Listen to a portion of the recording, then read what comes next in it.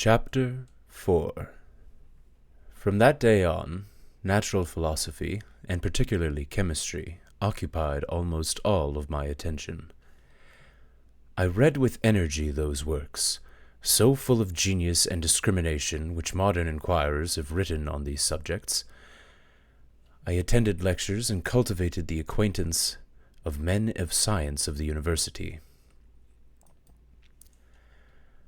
I found even in Dr. Krempe a great deal of sound sense and real information. Combined, it is true, with a repulsive appearance and unpleasant manners, but not on that account the less valuable. In Mr. Waldman I found a true friend. He was always friendly and never closed-minded. His instructions were given with an air of frankness and good nature. In 1,000 ways he smoothed for me the path of knowledge and made even the most complicated inquiries clear. I was a slow student at first. However, I gained strength as I proceeded. After a while, I became so eager that the stars often disappeared in the light of morning while I was still working in my laboratory. I worked hard and made rapid progress. My passion astonished my fellow students, and my skill impressed the masters. 2 years passed in this manner, during which I paid no visit to Geneva, but was engaged, heart and soul, in the pursuit of some discoveries that I hoped to make. In other studies you go as far as others have gone before you, and that is it. There is no more to know. In science, though, there is always room for more discoveries. I improved so rapidly that at the end of 2 years I made some discoveries in the improvement of some chemical instruments, which brought me great admiration at the university.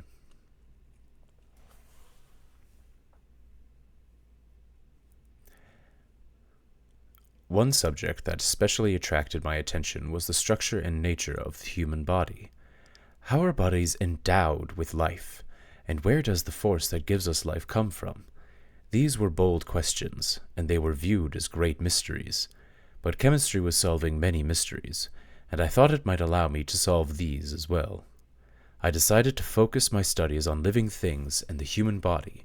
I had also to learn about this natural decay and corruption of the human body. What a perfect line to intro ourselves on. Welcome and good evening to everyone.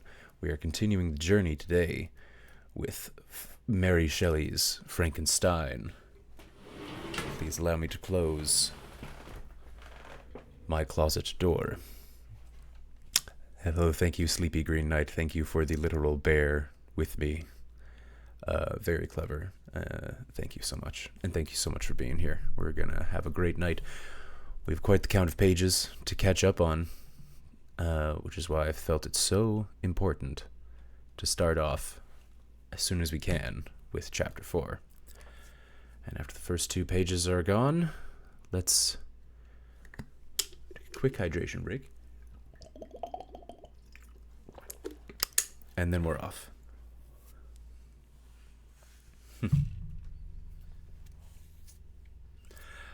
And why don't I full screen this? I had also to learn about the natural decay and corruption of the human body.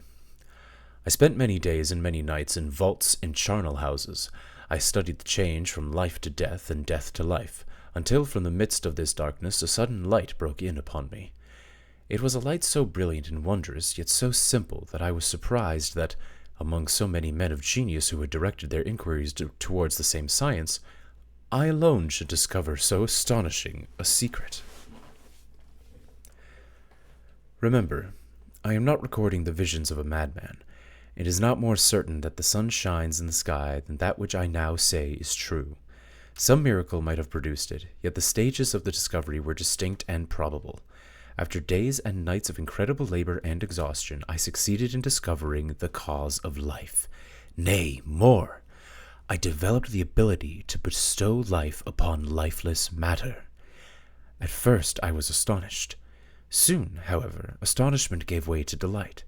After so much work, it was gratifying to achieve success, but this discovery was so great and overwhelming that all the steps by which I had been progressively led to it were forgotten, and I saw only the result. What had been the study and desire of the wisest men since the creation of the world was now within my grasp. I see by your eagerness and the wonder and hope which your eyes express, my friend, that you expect to be informed of the secret which I now know. But no, that cannot be. Listen patiently to my story. When I have finished, you will understand why I choose not to speak of the subject. I will not lead you on. I would not have you make the same mistakes I have made. I would have you learn from my example. I would have you learn how dangerous knowledge can be. When I found so astonishing a power placed within my hands, I hesitated a long time, unsure how I should use it. I could give life, but to create a body, with all the fibers, muscles, and veins, still remained a work of great difficulty and labor. I doubted at first whether I should attempt the creation of a being like myself, or one of simpler organization. However, I was too excited by my first success to give up the quest. I knew I would probably fail many times, but I reminded myself that science and mechanics continue to advance, in spite of countless failures. So I began to work on creating a human being. What a line. Since it is tricky to work with small parts, I decided to create a being of gigantic stature, about 8 feet in height. I spent several months collecting and arranging my materials. How can I make you understand the feelings which drove me to continue? Life and death seemed to me imaginary boundaries, which I could break through and pour a great flood of light into our dark world. A new species would bless me as its creator and source. No father could claim the thanks of his child so completely as I should deserve theirs. Pursuing these reflections, I thought that, if I could bestow life upon lifeless matter, I might someday learn to renew life, even after death had left the body to decay. These thoughts supported my spirits. While I pursued the project with constant passion, my cheeks grew pale with study, and I lost weight. Sometimes I failed, yet I still pressed on. Sometimes the work was gruesome. I collected bones and body parts from charnel houses, dissecting rooms, and slaughterhouses. I disturbed with unholy fingers the tremendous secrets of the human body. In a room at the top of the house, I kept my workshop of filthy creation. I worked all summer. It was a most beautiful season, but I saw little of it, or of my friends. I wrote to my family only rarely. I see now that I was very much to blame for ignoring my family. The pursuit of knowledge is a noble activity, but it does not release a man from his other duties in life. If the study to which you apply yourself has a tendency to weaken your affections for others, then that study is certainly unhealthy, and perhaps even immoral. No man should allow himself any pursuit that might interfere with the tranquility of his family life. If this rule had been steadily observed, Greece would not have been enslaved, Caesar would have been spared his country, America would have been discovered more gradually, and the empires of Mexico and Peru would not have been destroyed. But I digress. Winter, spring, and summer passed away, but I did not watch the blossoms or the expanding leaves, sights which had always delighted me. I was too deeply involved in my work. The leaves of that year had withered before my work drew near to a close. However, by then, every day showed me more plainly how well I was succeeding.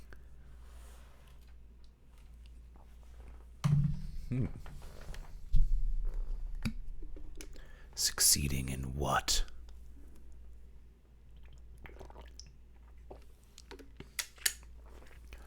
What foul deeds have you yet to accomplish, Victor Frankenstein? Chapter 5. On a gloomy night in November, I completed my work. I was so nervous that night it was painful. I collected the instruments of life around me, that I might infuse a spark of being into the lifeless thing that lay at my feet. It was already 1 a.m. The rain pattered dismally against the panes, and my candle was nearly burnt out, when, by the glimmer of half-extinguished light, I saw the dull yellow eyes of the creature open. It breathed hard, and convulsive motion agitated its limbs. How can I describe my emotions? And how can I describe the creature whom with such infinite pains and care I had formed? His limbs were in proportion, and I had selected his features in the hope that he would be beautiful. Beautiful! Great God! His yellow skin scarcely covered the muscles and arteries beneath. His hair was long and black. His teeth were pearly in their whiteness. And yet these traits only formed a more horrible contrast with his watery eyes. His eyes were almost the same color as the white sockets in which they were set. His complexion was shriveled, and his lips were straight and black. I had worked hard for nearly 2 years, for the sole purpose of infusing life into a lifeless body. For this I had deprived myself of rest and health. I had desired it with a passion that far exceeded moderation. Now that I had finished, however, the beauty of the dream vanished. Horror and disgust filled my heart. I could not bear to look at the being I had created. I rushed out of the room. For a long time I walked back and forth in my bedroom, tormented with thoughts. I was exhausted and needed to sleep, but I found I could not. At last I did fall asleep, but I was disturbed by the wildest dreams.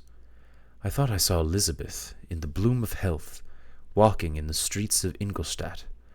Delighted and surprised, I embraced her, but as I imprinted a kiss on her lips, they turned pale. Her features changed too, and I thought that I held the corpse of my dead mother in my arms. A shroud enveloped her form, and I saw grave worms crawling in the folds of the flannel. I started from my sleep with horror. A cold dew covered my forehead. My teeth chattered, and my limbs convulsed. Then, by the yellow light of the moon, I beheld the wretch, the miserable monster I had created. He lifted the curtain of the bed, and his eyes, if eyes they may be called, were fixed on me. His jaws opened, and he muttered some inarticulate sounds. A grin wrinkled his cheeks. He might have spoken, but I did not hear. He stretched out one hand, seemingly to hold me, but I escaped and rushed downstairs. I took refuge in the courtyard, where I spent the rest of the night. I walked back and forth in the greatest agitation, listening attentively, fearing each sound might announce the approach of the horrible demon-like corpse to which I had given life. Oh, the face of that creature! No human being could look on it without horror. I had gazed on him while unfinished. Ooh, I want to see this. Oof. On a gloomy night in November, I completed my work.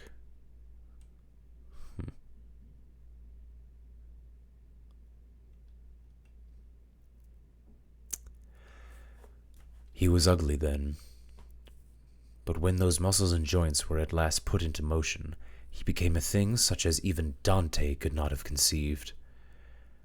I passed the night wretchedly. Sometimes my pulse beat so quickly that I felt it beating in every artery. I felt weak. I was tormented by the bitterness of disappointment. My dream had turned to a nightmare. Morning, dismal and wet, at length dawned. The clock of the church of Ingolstadt indicated that it was 6 o'clock. I went out into the streets and walked with quick steps, hoping to avoid the wretched creature. I did not dare return to my room. I hurried on, drenched by the rain which poured from a black and comfortless sky. I continued walking in this manner for some time, trying to relieve my mind through bodily exercise. I walked around without any clear idea of where I was or what I was doing. I was sick with fear, and I hurried on with irregular steps, not daring to look about me.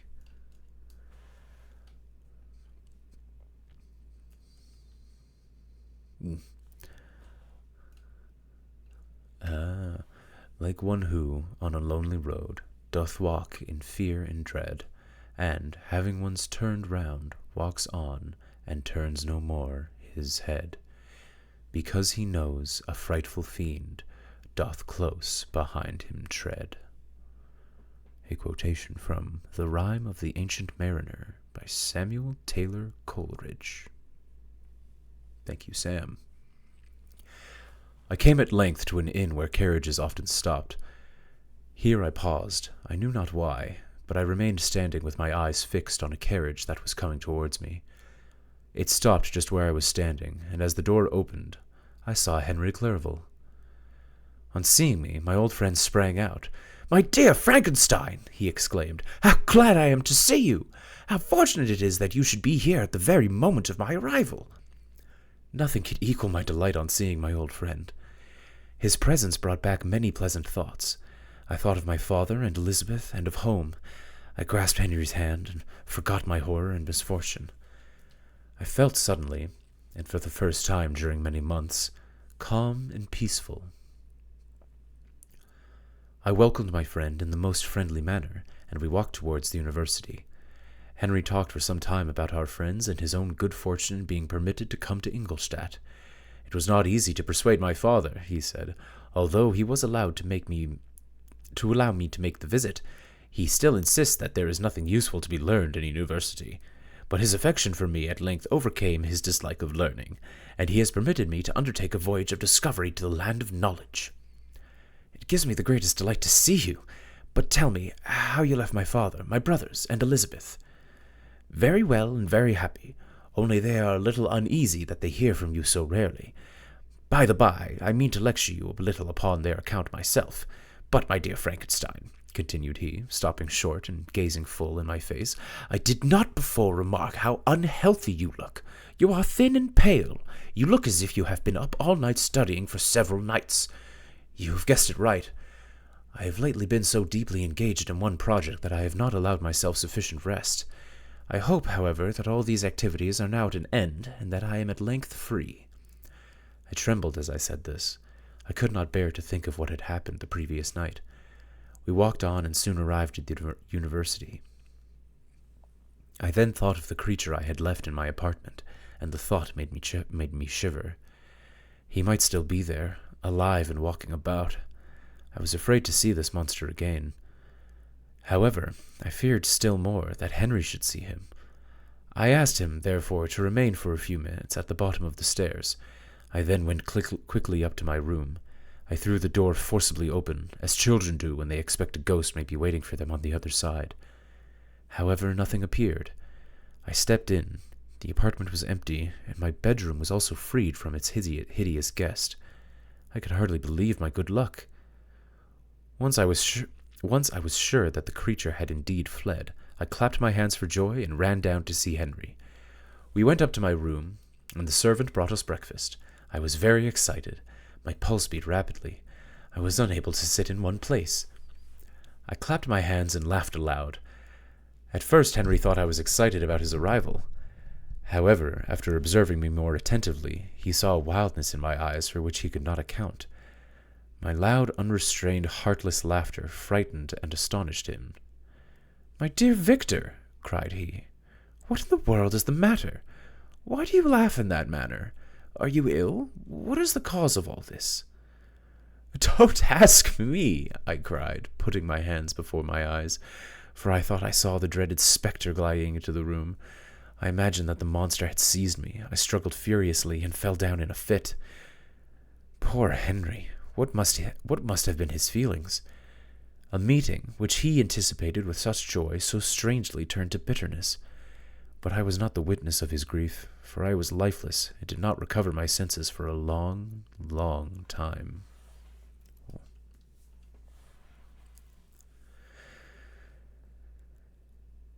This was the beginning of a nervous fever that kept me in bed for several months.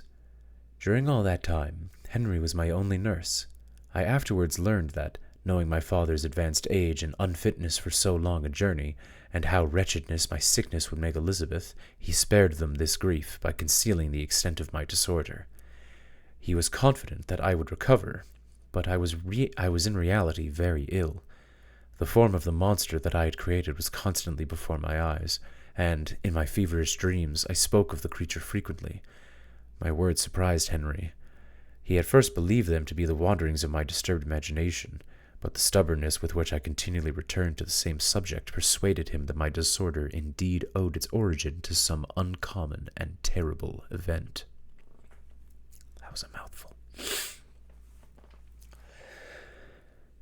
By very slow degrees and with frequent relapses that alarmed and grieved my friend, I recovered. I remember the first time I was able to observe outward objects with any kind of pleasure. I perceived that the fallen leaves had disappeared and that the young buds were shooting forth from the trees that shaded my window. It was a divine spring, and the season contributed greatly to my convalescence. It was a divine spring, and the season contributed greatly to my convalescence. Feelings of joy and affection returned, my gloom disappeared, and in a short time I became as cheerful as before I was attacked by the fatal passion. "Dearest Henry," I exclaimed, "how kind, how very good you have been to me. This whole winter, instead of being spent in study, as you promised yourself, has been consumed in my sick room. How shall I ever repay you?" "You will repay me entirely if you do not upset yourself, but get well as fast as you can. However, since you are in such good spirits, I wonder if I might speak to you on one particular subject." I trembled. One subject? What could it be? Could he be referring to the creature of whom I dared not even think? "Compose yourself," said Henry, observing my change of color. "I will not mention it if it upsets you, but your father and cousin would be very happy if they received a letter from you in your own handwriting. They hardly know how ill you have been and are uneasy at your long silence." "Is that all, my dear Henry?" "Is that all, my dear Henry? Of course I will write to them." If this is your present temper, my friend, you will perhaps be glad to see a letter that has been lying here for some days for you. It was from your cousin, I believe."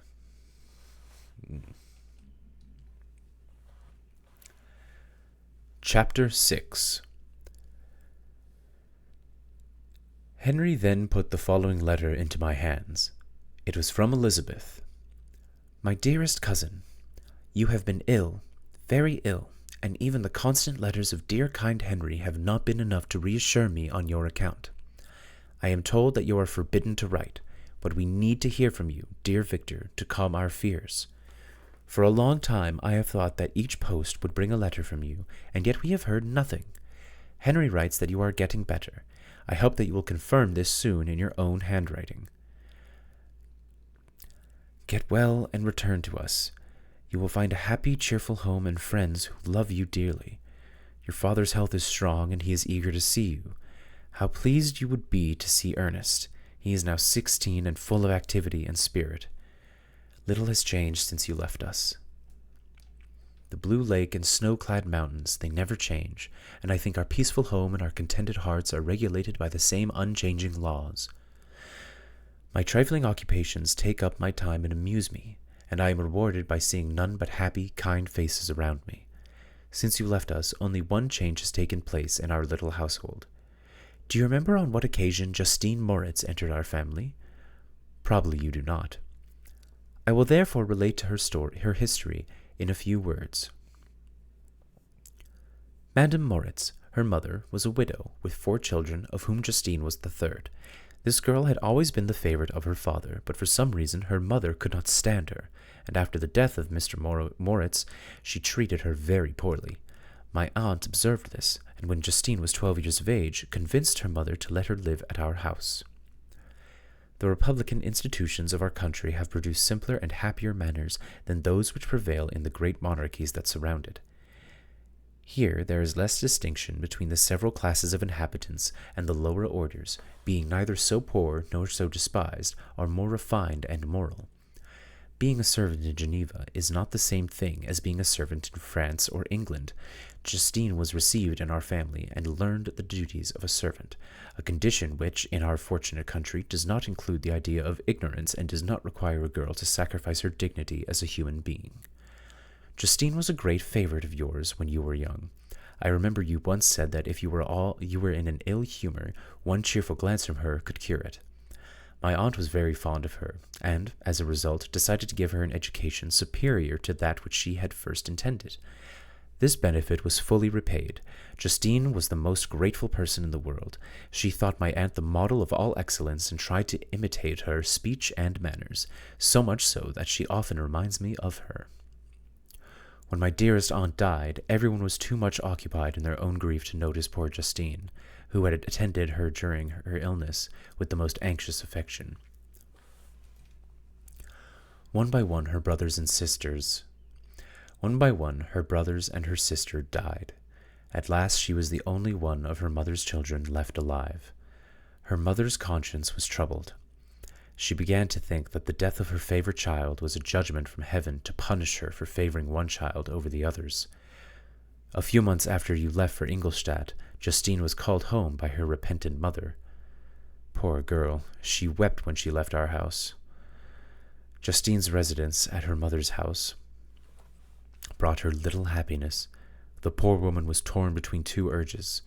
She sometimes begged Justine to forgive her unkindness, but much oftener accused her of having caused the deaths of her brothers and sister. Constant worrying at length threw Madame Moritz into a decline. She died at the beginning of this last winter. Justine had just returned to us. I love her tenderly. She is very clever and gentle and extremely pretty. As I mentioned before, her demeanor and her expressions continually remind me of my dear aunt. I must also say a few words to you, my dear cousin, of little darling William. I wish you could see him. He is very tall for his age. He has laughing blue eyes, dark eyelashes, and curly hair. When he smiles, 2 little dimples appear on each cheek. Well, I have written myself into better spirits, dear cousin. However, my anxiety returns as I conclude. Do write to us, Victor.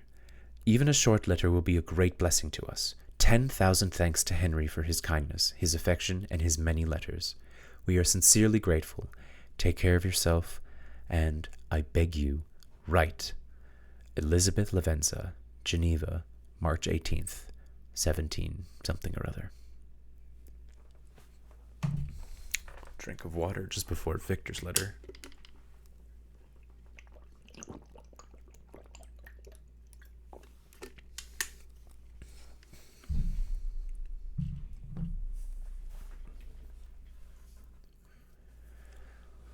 Oh.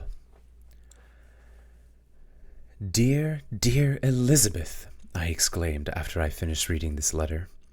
I sat down right away and wrote a letter to her and the rest of my family. The exertion of writing tired me, but I was beginning to recover my health.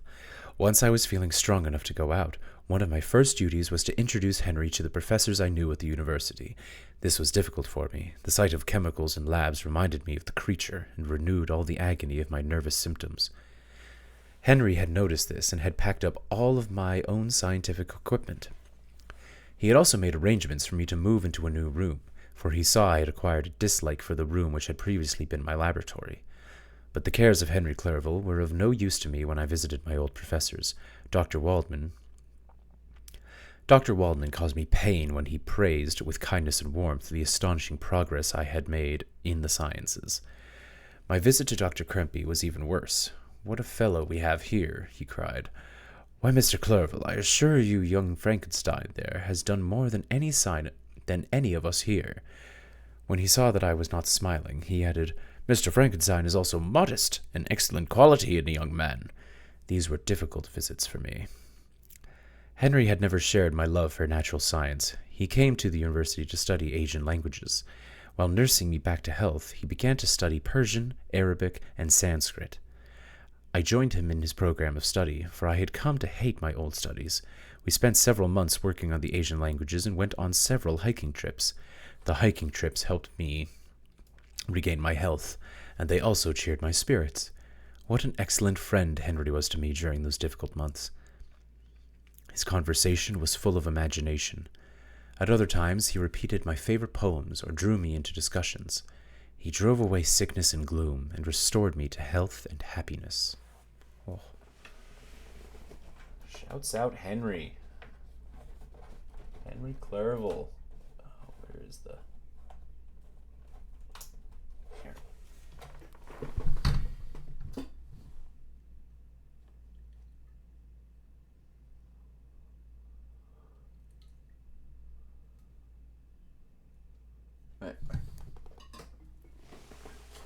Sorry, guys. Look at him. He's turning on my lava lamp. Does this look okay?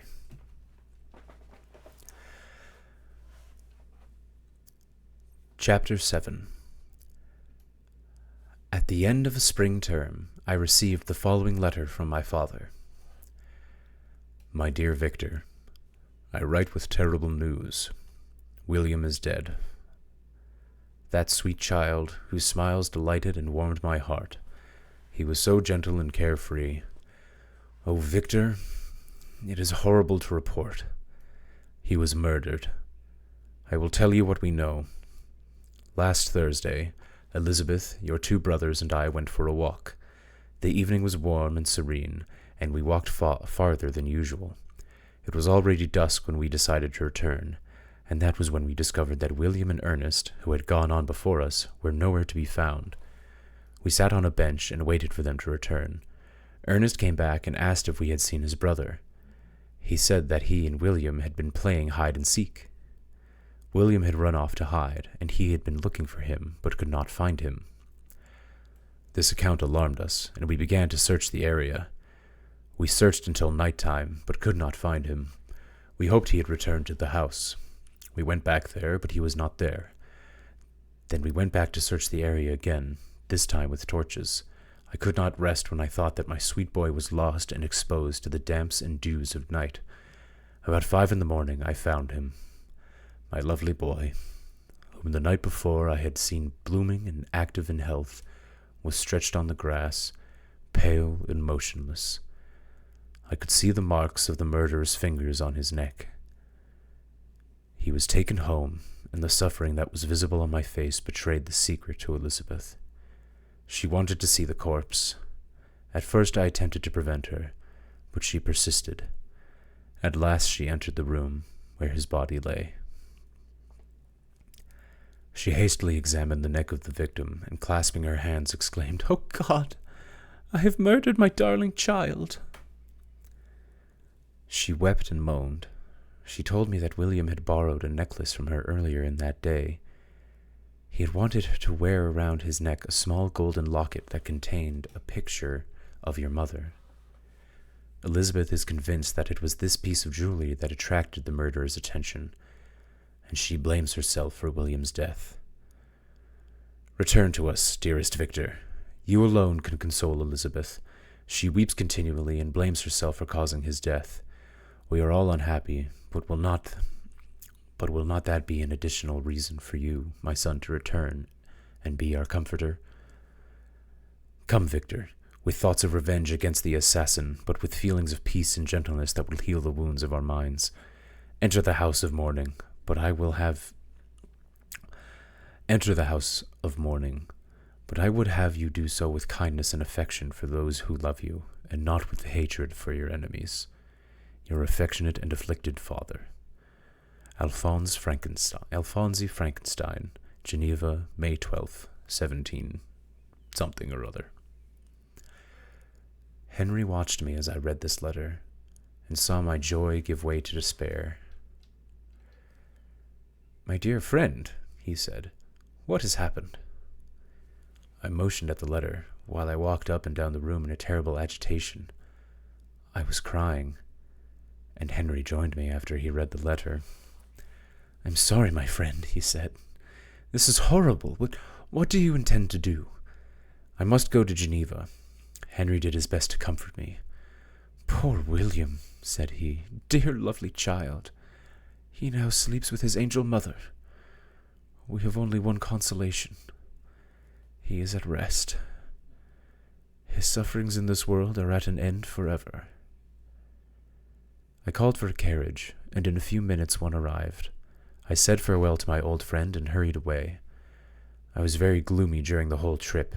As I approached Geneva and saw the dark mountains rising up, I felt even more discouraged. The picture appeared a vast and dim scene of evil, and I foresaw in a vague way that I was destined to become the most wretched of human beings. It was completely dark when I arrived in Geneva. The gates of the town were already shut for the night. I was obliged to pass the night of Secheron. I was obliged to pass the night at Secheron, a village not far away from the city. I was unable to rest, so I went out for a walk. A storm was gathered in the mountains. Vivid flashes of lightning dazzled my eyes. I walked on, unconcerned, thinking of my brother. All of a sudden I perceived in the gloom a figure lurking behind a clump of trees. I stood still and gazed intently. A flash of lightning illuminated the night, and I saw him, the creature. I knew at once that it was the wretched beast to whom I had given life. But what was he doing in that place? Had he traveled to my hometown? And was it he who had killed my brother? I shuddered at the thought, but within seconds I was convinced that it must be so. I felt weak in the legs and had to lean against a tree for support. The gigantic creature passed quickly in front of me. Then it disappeared into the gloom. I felt certain that no human being could have destroyed that wonderful child. It was he who had done it. He was the murderer. I remained motionless for a long time. The thunder stopped, but the rain still continued. I began to think about those events which I had until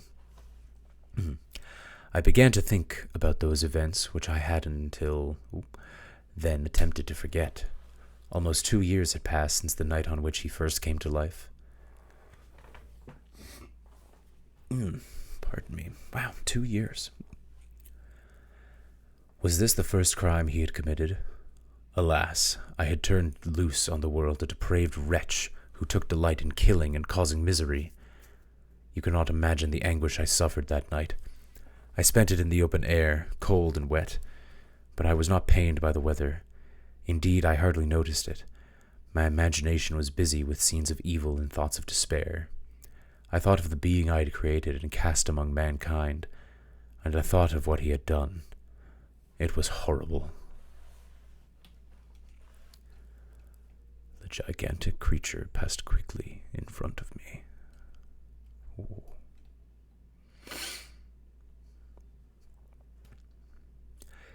At last day dawned. I directed my steps towards the town. The gates were open, and I hurried to my father's house. My first thought was to tell my family what I knew of the murderer, so that he might be pursued and perhaps caught. But then I paused and reflected on the story that I would have to tell. A being that I myself had created and given life had traveled from Ingolstadt to Geneva, killed my beloved brother, and then met me at midnight in a storm. I knew that if any other person told me such a story, I would look upon it as the crazy talk of a madman. And of course I had only recently recovered from months of sickness and delirium. And of course I had only recently recovered from months of sickness and delirium. After a few minutes of thinking, I convinced myself that it would be better to remain silent. It was about 5 in the morning when I entered my father's house. I told the servants not to disturb the family and went into the library to wait for their usual hour of rising. 6 years had passed since I had left Geneva for the university, but the library had changed only a little. I gazed on a picture of my mother on the mantel. Beside it was a miniature of William, and my tears began to flow when I looked upon it. While I was thus engaged, Ernest entered. He had heard me arrive and had come down to welcome me. "Victor," he said, "I wish you had come 3 months ago. Then you would have found us all joyous and delighted. Would you come to us now to share a misery which nothing can improve? And yet I hope your presence will help revive our father, who seems to be sinking under his misfortune. And perhaps you will be able to convince poor Elizabeth to stop blaming herself for what has happened. Poor William. He was our darling and our pride." Tears fell from my brother's eyes. I tried to calm him and ask about my father and Elizabeth. "Elizabeth most of all requires consolation. She blames herself." Adblock Plus is up to date, just so everybody knows. So, no worries there. God damn it.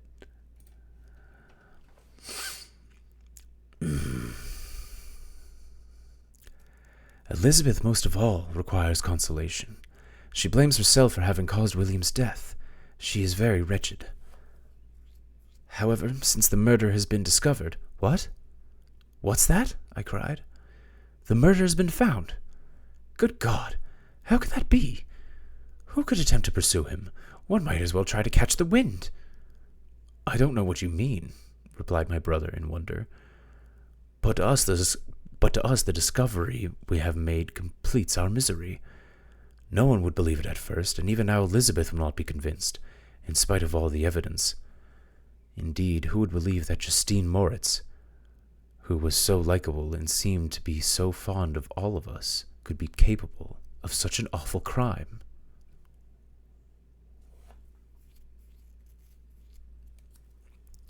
Justine Moritz? Poor girl, is she the accused? But this is wrong. It's not her. It can't be. Surely no one believes she is guilty. Ernest? No one did at first, but several details have come to light that have almost forced us to believe it. Her behavior has been very strange and confused. She will be tried today, and you will be able to hear all that has been learned. He then related that, the morning on which the murder of poor William had been discovered, Justine had been taken ill and confined to her bed for several days. During this time, one of the servants, happening to examine the clothing she had worn on the night of the murder, had discovered in her pocket the picture of my mother, which had been judged to be the temptation of the murderer. The servant showed it to one of the others, who, without saying a word to any of the family, went to a judge. After the servant made his deposition, Justine was arrested.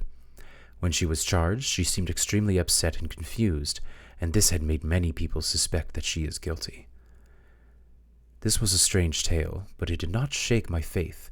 I replied earnestly, "You are all mistaken. I know the murderer. Poor Justine is innocent." At that instant my father entered. I saw unhappiness deeply impressed on his face, but he tried to welcome me cheerfully. I would have introduced some other topic than that of our disaster, but Ernest interrupted. "Good God, Papa! Victor says he knows who killed William." "We do also, unfortunately," replied my father. "And yet I wish I did not. It would be better to not know than to discover so much evil and ingratitude in one I valued so highly." "My dear father, you are mistaken. Justine is innocent." "If she is, God forbid that she should suffer as guilty. She is to be tried today, and I sincerely hope, that she will be found not guilty." This speech calmed me. I was firmly convinced in my own mind that Justine, and indeed every human being, was guiltless of this murder. I had no fear, therefore, that any evidence could be brought forward strong enough to convict her. My tale was not one to announce publicly. Its astounding horror would be looked upon as madness by most people. Did anyone indeed exist except I, the Creator, who would believe unless his senses convinced him in the existence of the living monument of presumption and unthinking ignorance which I had let loose upon the world? We were soon joined by Elizabeth. Time had changed her since I last saw her. It had endowed her with loveliness beyond the beauty of her childish years. There was the same openness and the same energy, but it was combined with an expression more full of sensibility and intellect. She welcomed me with the greatest affection.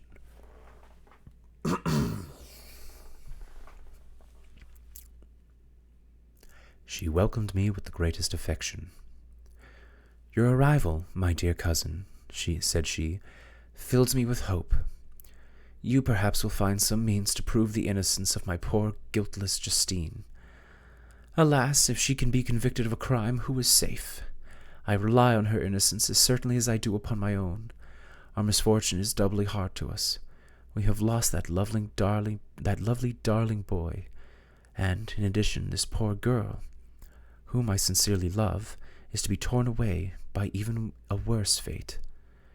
If she is found guilty, I never shall know joy again. But she will not be. I am sure she will not.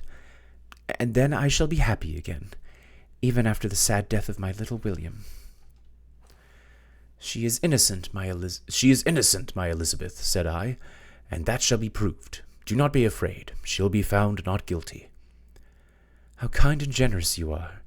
Everyone else believes in her guilt, and that has made me wretched, for I feel that it cannot be true." She wept. Dearest niece," said my father, "dry your tears. If she is, as you believe, innocent, we can rely on the justice of our laws."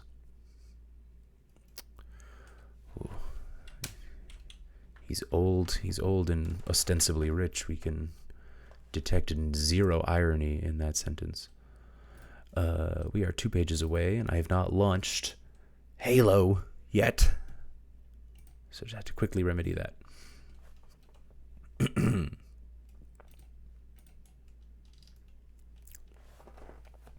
We have 2 more pages, and then we're hopping. No, we have a couple more than 2. Pardon me.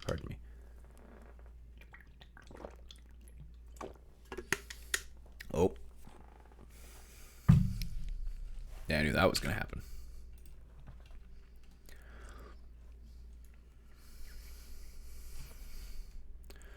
Well, as long as y'all can't hear it, that's fine.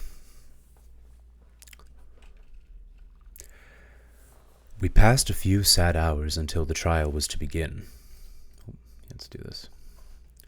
My father and the rest of the family had to attend as witnesses, so I accompanied them to the court.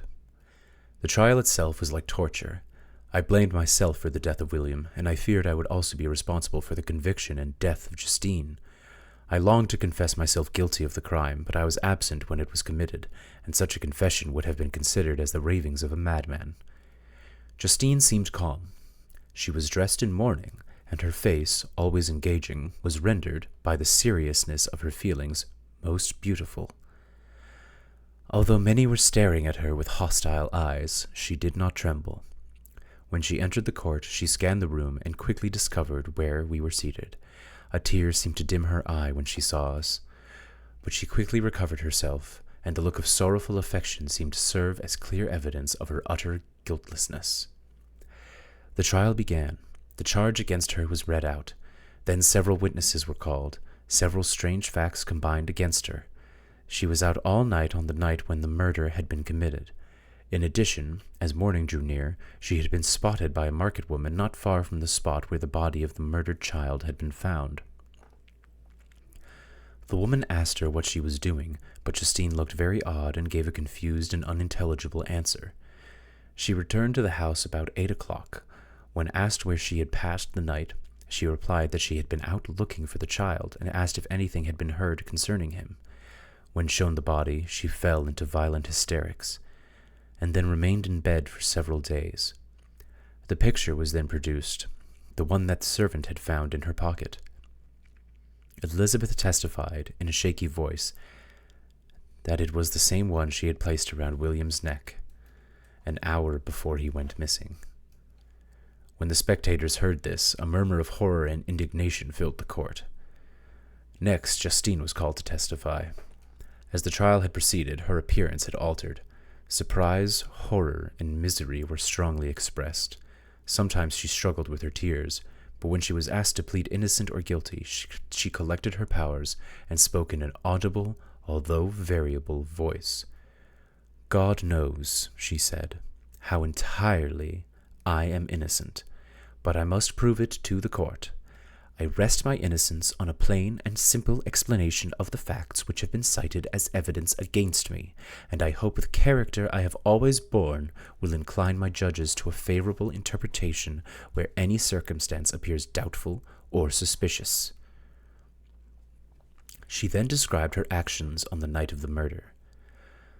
With Elizabeth's blessing, she had passed the evening at the house of an aunt in Chêne, a village about 3 miles from Geneva. On her return, at about 9 o'clock, she met a man who asked her if she had seen anything of the child who was lost.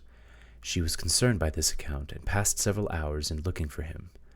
Then the gates of Geneva were shut, and she was forced to spend several hours in a barn. She slept for a few minutes shortly before dawn, then footsteps disturbed her, and she awoke. It was dawn, and she left the barn so that she might begin searching for my brother again. If she had gone near the spot where his body lay, it was without her knowledge. That she had been confused when questioned by the market woman was not surprising, since she had passed a sleepless night, and the fate of poor William was still uncertain. Concerning the picture, she could give no account. "I know," Justine continued, "how heavily this one detail weighs against me, but I am unable to explain it. I cannot say who might have placed it into my pocket or why. I believe that I have no enemy on earth, and none surely would have been so wicked as to wish to destroy me. Did the murderer place it there? I do not know how or when he might have done so, nor do I understand why he who had just stolen it would be willing to part with it again so soon. I commit my cause to my judges, yet I see no room for hope. I beg permission to have a few witnesses examined concerning my character. If their testimony is not enough, I understand that I must be found guilty, although I swear before God I am innocent. Several witnesses were then called. All had known Justine for many years, and all spoke well of her, but they seemed cautious, frightened. Fear and hatred of the crime of which they supposed her guilty made them hesitant. Elizabeth sensed that Justine was in trouble, and she asked for permission to address the court. "I am," she said, "the cousin of the unhappy child who was murdered, or rather his sister, for I was educated by and have lived with his parents since before he was born. It may therefore be judged improper for me to come forward on this occasion, but I wish to speak. I wish to say that I have known the accused I wish to say what I know of the accused and of her character. I have lived in the same house with her for many years. During all those years she appeared to me the most amiable and benevolent of human creatures. She nursed my aunt with her last illness with the greatest affection and care." And that is 94 pages, which means we are ready to jump into the collection right here, right now.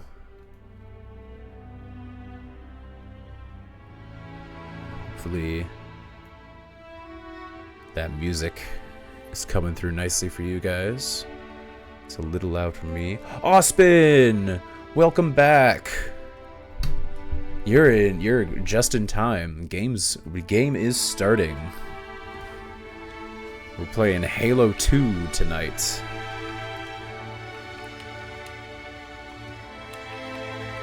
Or maybe not, since my controller won't seem to work.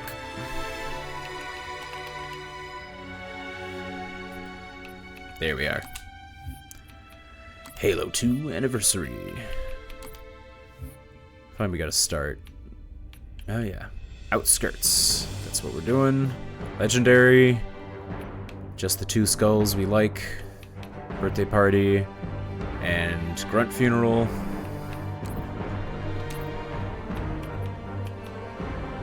Yeah. Just start at the beginning. That's all we need. You never played any of the Halo games? Well, they're awesome. They're pretty difficult, especially when you're playing on legendary difficulty, but that's what we're doing here. I do a little thing called one death, one page. I'm sure you've noticed the pages counter in the corner here. Every time I die, add that to a counter, and then when we finish the level, I read up to that page in a book. In a book. And any idea what it means? Right now the book is Frankenstein. We regret being alien bastards. We regret coming to Earth. And we most definitely regret the Corps just blew up our raggedy-ass fleet. Hoorah! Regret is Hoorah! the name of one of the Covenant's religious leaders, a prophet. He's on that carrier, and he's calling for help. Oh, the Warthogs are so awesome. Kilo 2-3 is hot. I love that stuff. Roger, Recon. It's your call, Sarge. We're going in. Get tactical, Marines! Master Chief, get aboard that carrier. Secure the Prophet of Regret. This is the only place on Earth the Covenant decided to land. That Prophet is going to tell us why. Whoa.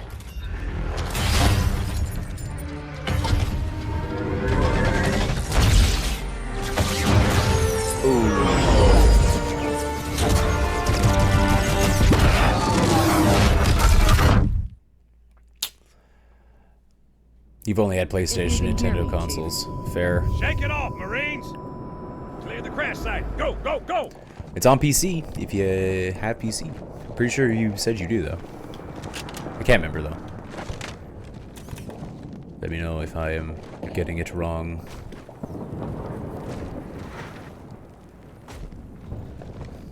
I think it's a good place. You know what? That's actually... I'm gonna move me down here, because then y'all can see my weapon and, like, other good stuff. The page counter is good there, because you can see all my grenades. Perfect. Okay, this is probably gonna suck. Oh! I apparently found I never said I had a PC because I don't know. Okay, that must have been my mistake. I was just I must have just assumed you were only playing The Witcher on PC. You can play The Witcher on so many things.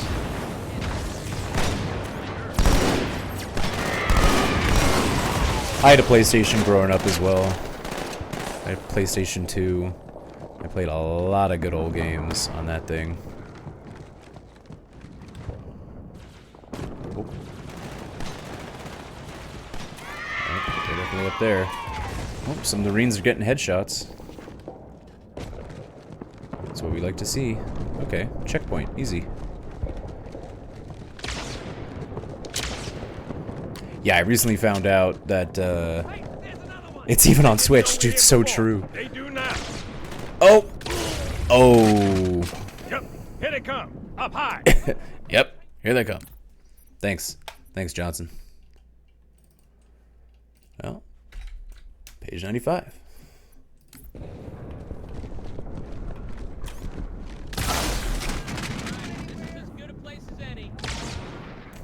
Wow. Wow. Yeah, I think the sniper jackals are really gonna get me here. This is not gonna be fun. Okay. Where are they at? If they didn't know we're here before, they do now. Where's he at? Yep, here they come, up Where's he high. at? Okay. Good. Here he is. Ow. Take a look at this for me. Hey, look who pulled the short straw! Yeah. What? What? Bam! Nice. Okay, sweet. One more checkpoint.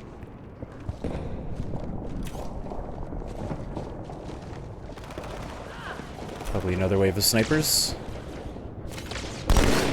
Oh, yep, yep. Where you at? Nice. Get out of here.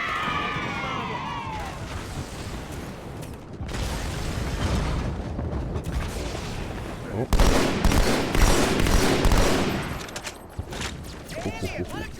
I've recently learned that Halo 2 is a legendary, is like considered the hardest one. So this is gonna be a fun playthrough.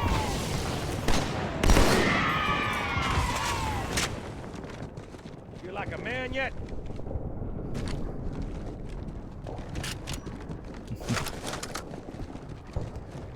Asking if we like men yet. Happy Pride. Oh, it's not Pride Month anymore. But I got all of my potions, bombs, and oils to max level today. Hell yeah. Left side. And the grind continues. Do not open till grenade! Okay. So the Marines are actually not useless in Halo 2, I am finding. And that is a very pleasant thing to learn.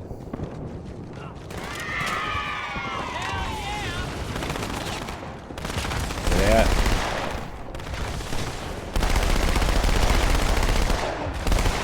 Oh yeah. Okay. Done here? Yeah, truly, are we done here?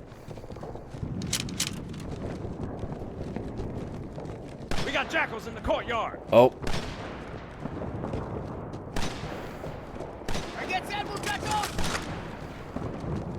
Oh, okay. Checkpoint, easy. Where are those jackals? Where are those jokers? Oh, there they are.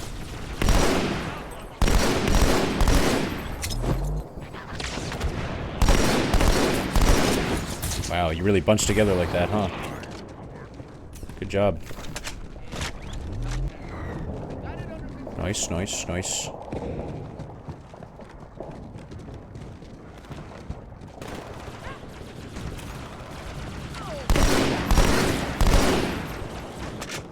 Easy, easy. Marines keep slowly dying, but at least they didn't all die at once, so. Checkpoint! Should be doing a page every checkpoint. Oh yeah, oh yeah. I got cocky. I got real cocky with that one. Luckily, I think I'm inside. I ain't having much fun. Undercover. Well, you should try playing Halo. It's lots of fun. Oh, weak. It's totally hiding from us. That's David Cross. That's so funny. I'm pretty sure that's David Cross. And I got to level 50. Oh, you got to level 50 as well. Hey, pretty Well good. done. Buggers, heading over the rooftop. Is each experience level in The Witcher still just like 1,000 XP? Or are there like different milestones?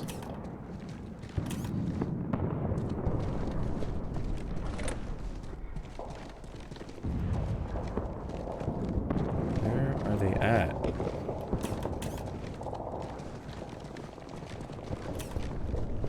Guys, where are they?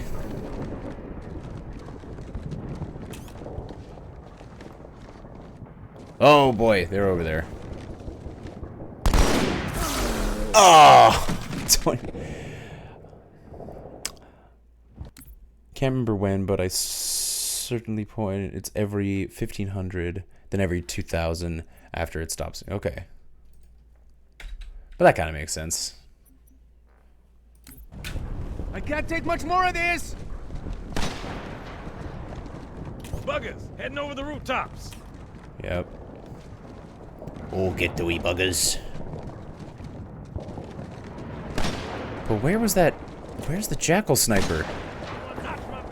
I don't find out where he's at. Oh, he's up there. Oh no. It's not him.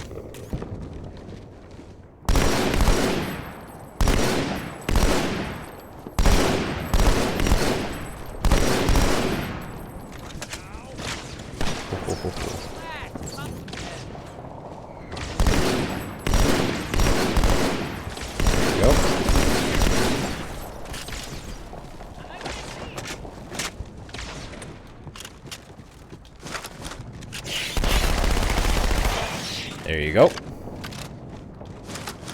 Okay, checkpoint. Who are you shooting at?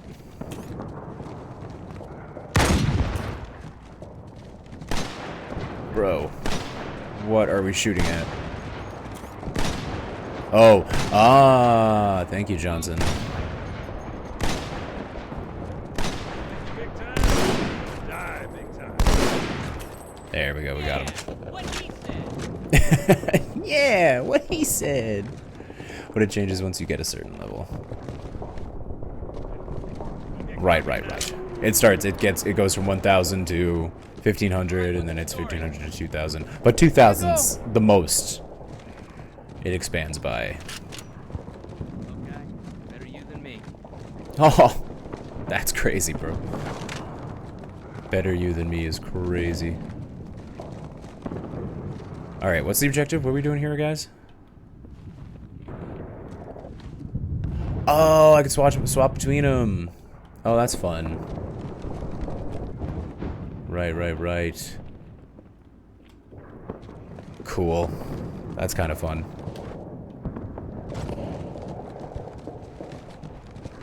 That makes me happy when people are able to do that. Or games are able to do that. Oh.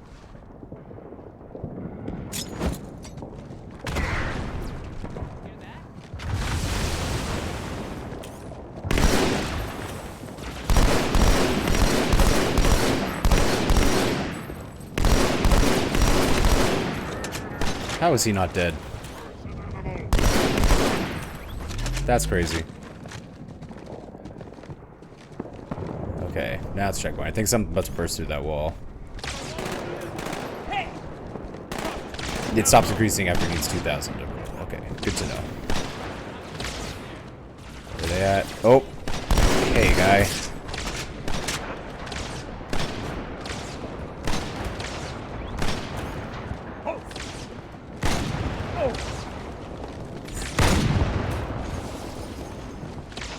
Point him out.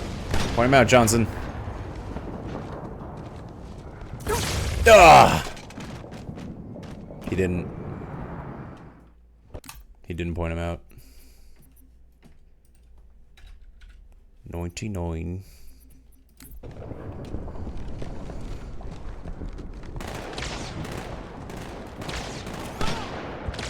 have a feeling these jackal snipers can be a real problem.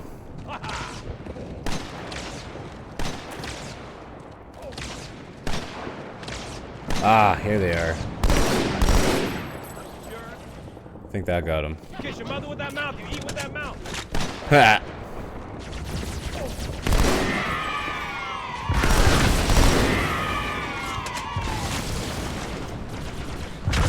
Oh, nice.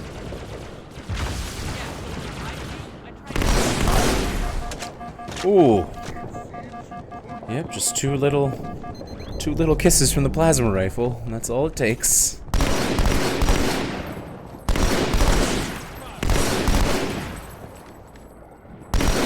I see you. Yeah, cheeky wee shite. See, I told you not to shoot them. Yeah, they don't like that. Yes, let's go.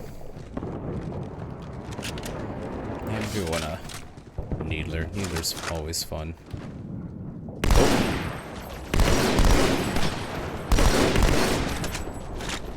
Oh, we got more snipers, hell, I bet. now I can't see it.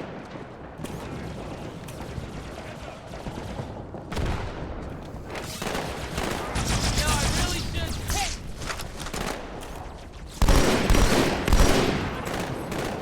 Here we go.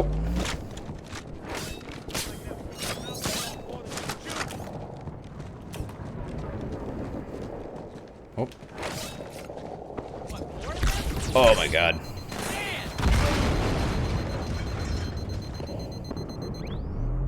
Oh, okay. We just keep hitting the checkpoints. That's all we need. Music's kicking in. Eyes up, phantom back. Oh! Bad move. Bad move. Oh, goodness.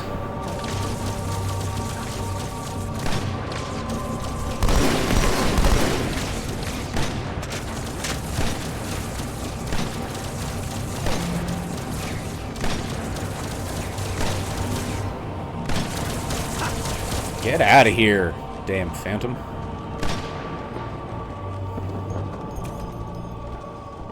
I lost track of the damn thing.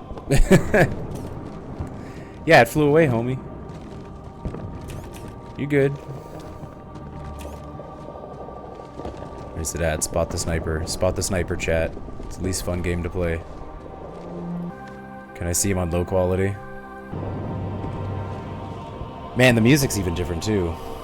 You like to be level 70 before New Game Plus? Yeah, fair enough. Have you done all, like, the main quest stuff and everything? Or is there still, like, DLC you want to finish? What's your, like, path for something like this?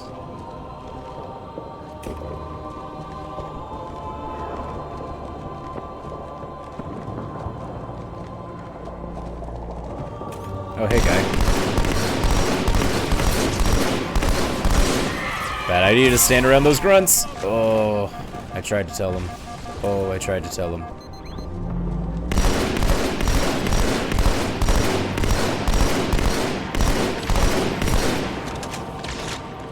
Oh. Nope. I just saw it. I just saw it. Hey, guy. Whew. Yeah, no thank you. Oh, did you drop your gun? That'd be so useful.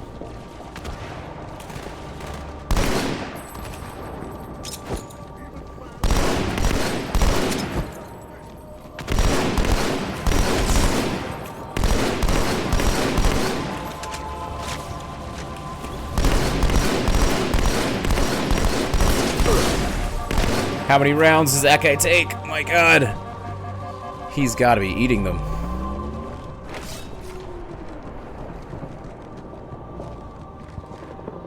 Hey, look out!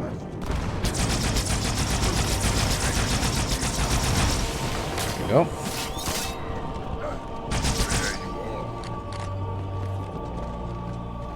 Oh yeah, I forgot I could do this.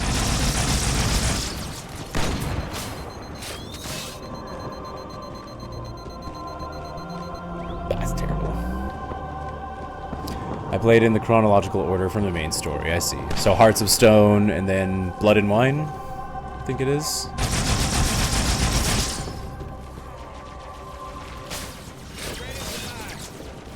Oh.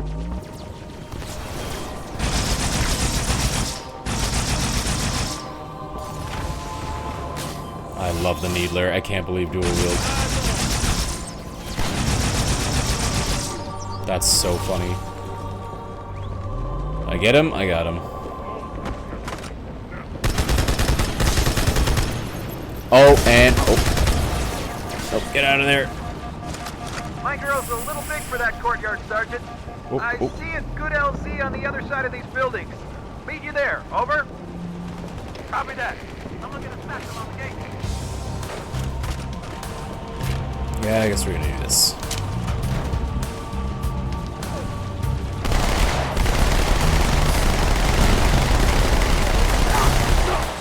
I think that elite has infinite health. Hunters.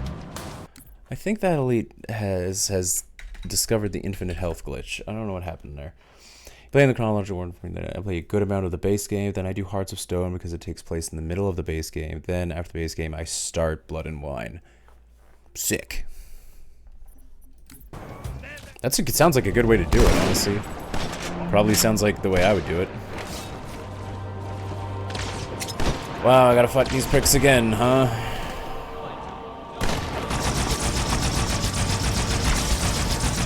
Yeah, that was a stupid idea for that guy.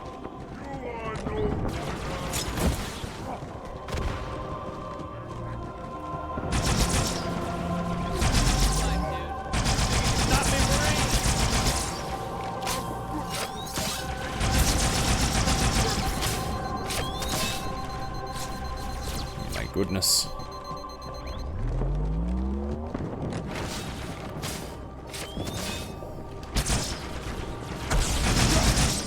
Oh, wow. They really know where to point and shoot. You gotta hand it to them.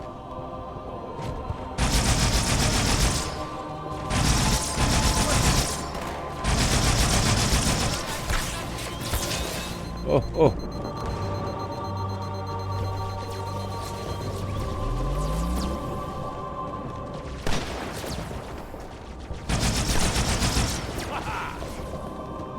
Man, I already got these pricks.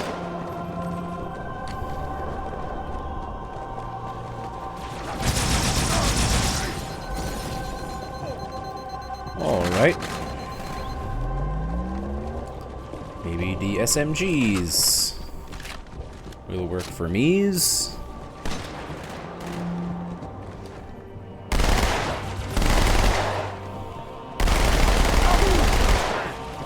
Okay.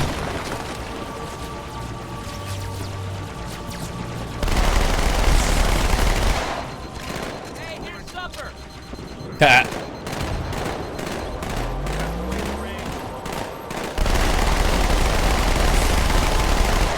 Wow, insane.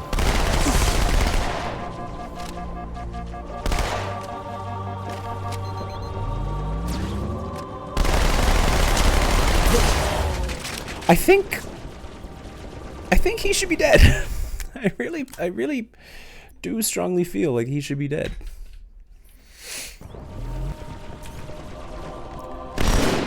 Now, not everyone shares that sentiment, and that's fine. Oh, man. That's just dirty. That's just dirty. I forgot to look for him. I shouldn't focus on him. I should focus over here. Yes. Asshole. Sergeant, can I have that? Sarge. Sergeant! Don't you fucking... Sergeant, you can't hog it. You have to take turns. That's only fair. That's only fair. That hurts, Chief. That hurts real bad. Well, sucks to suck.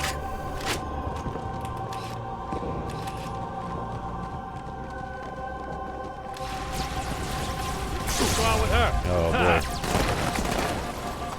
I never mastered the instant snap to the head.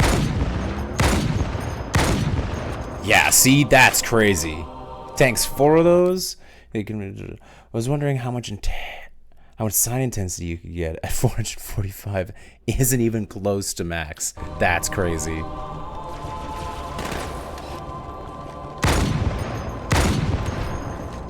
Oh boy. If I keep trading with you, Johnson. Oh, okay, guys, I get it. Leave him alone. No, but seriously, give it back. Thank you. Now if I, oh, okay.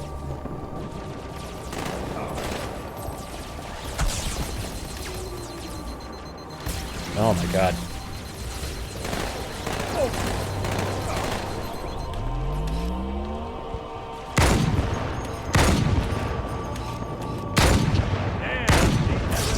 Did you actually walk in front of me, Johnson? Okay. Where did you go, idiot? My girl's a little big for that courtyard, Sergeant. I see a good LZ on the other side of these buildings. Meet you there. Over. Oh man, Copy Johnson! that. Someone get a satchel on the gate. He went over there.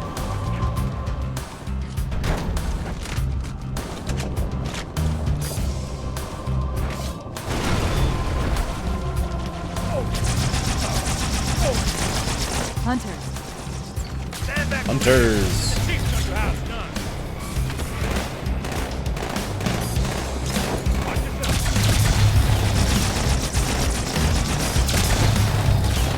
Oh, yep. Their weapons are much cooler in this one. You get over 900 with the right setup. That's crazy. Does Igni just, like, destroy people at that moment? Oh, nope. Their armor's too tough, Chief. Aim for the gaps. Thank you, Cortana.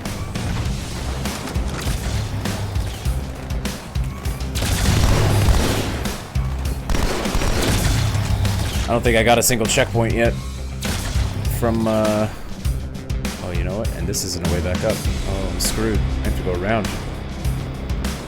Or just jump up here. Actually, yeah, this will work. That'll work.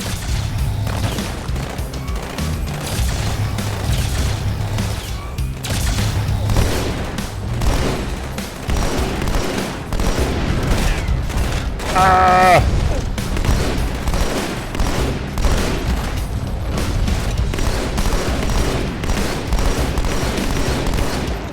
Well, it's giving me that good orange blood spurt.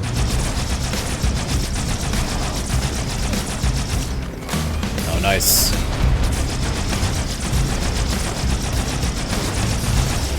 There we go.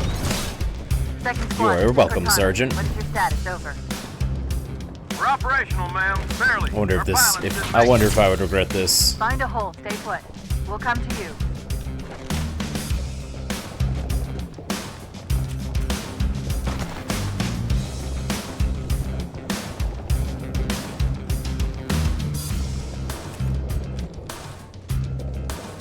Oh, nope. As soon as I saw what he was, I recognized it. I was like, nope. They're bugging out. Wow.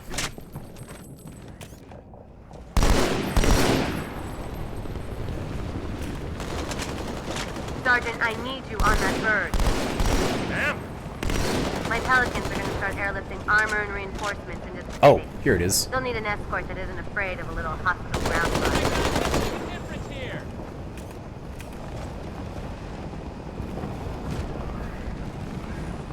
Understood. Ooh. I'll keep an eye on them. Chief, good luck. Thanks, Sergeant. Later, Johnson. No ammo drop with that, eh? They couldn't have spared a couple rounds. That's a shame. Doesn't get any better than that. You alright, mate? I were to take this, and then I take your battle rifle. Thank you. And we've got a lovely parting gift for the loser. Ah. Ooh. Enemy above. Oh, wow! He threaded that needle. Oh, I'm already melting everything on Death March. That would be overkill. I think your 900 sign intensity. I mean, I know you didn't say you have 900, you have 454. Still, it's pretty crazy. Oh man, fully expecting to eat it right there. We got company, guys! Oh man! I need a beam rifle to get rid of that guy. Okay. Oh, here we go. Yeah, oh, this is the move, actually.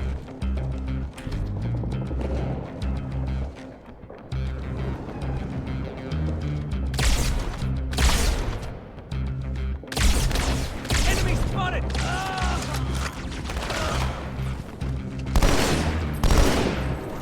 Oh. Yeah. Oh. Really? Really? That you don't need 900, but it's so crazy you can get 900. Yeah. 900 sounds like a crazy time.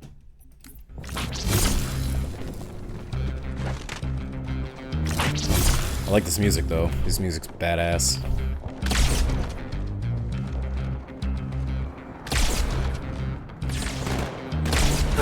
Oh.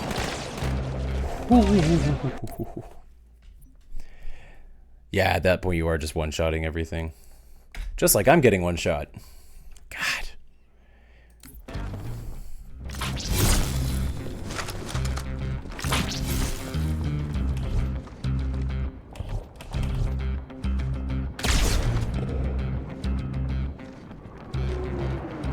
Hey, mate, we got company. Oh yeah, this is it. Come on. How did this look? Back here. Oh, that's why. There's the fucker over there.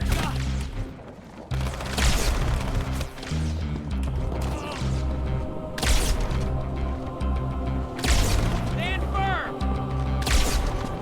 Oh, send it. That's achievement.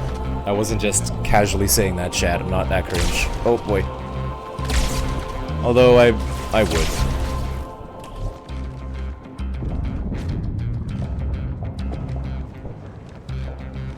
Oh man. Does anyone else dare to test me in my own house? Oh.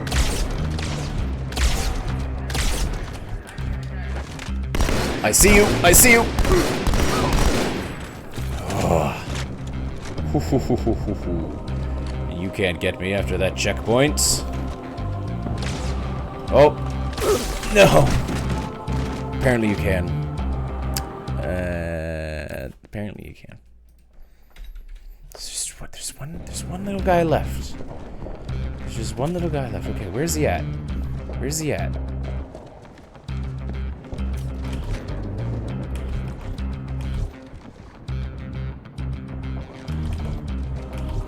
Oh, I see you. Oh, that's hilarious.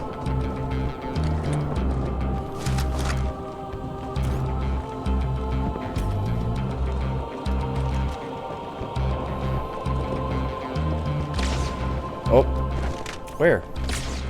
What? Oh, there's another one right there. Yep. Ward.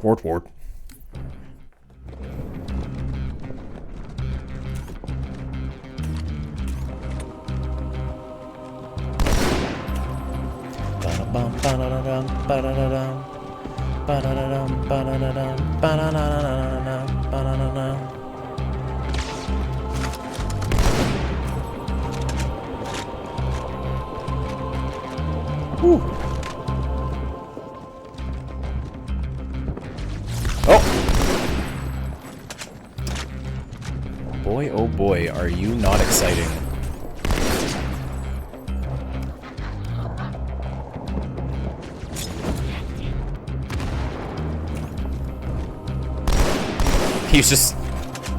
He took that like a timeout. He was just standing in the corner. Poor guy. Ah! Wait. Did that just reflect? I was like, did that reflect and bounce back behind me, or is there another sniper behind me? Turns around, gets shot in the back. Wow, I really gotta move when that checkpoint happens. Hey, guy. Oh, God. Okay. Yep. Yep.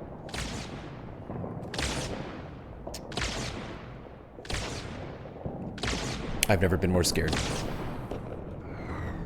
I've never been more terrified.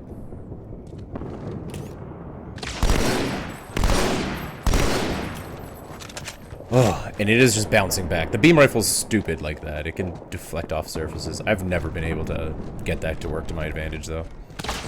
Ah!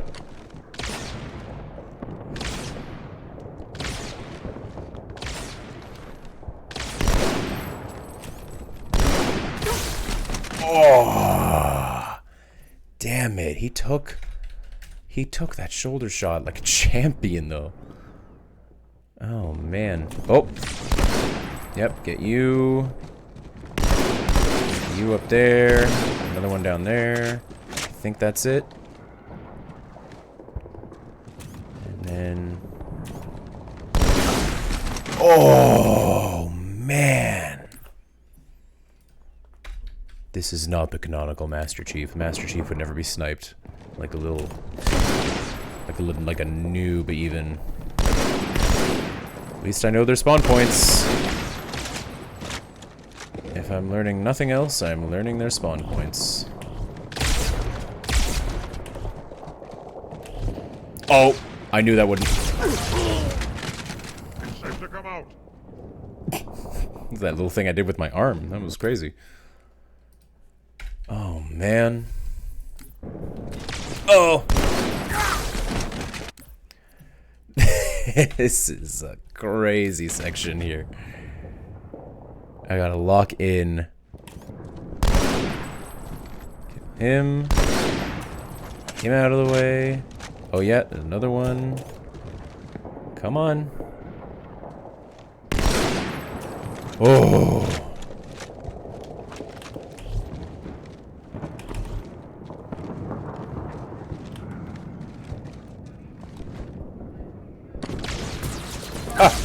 What? Dead by my hand. I can't believe he came out of nowhere.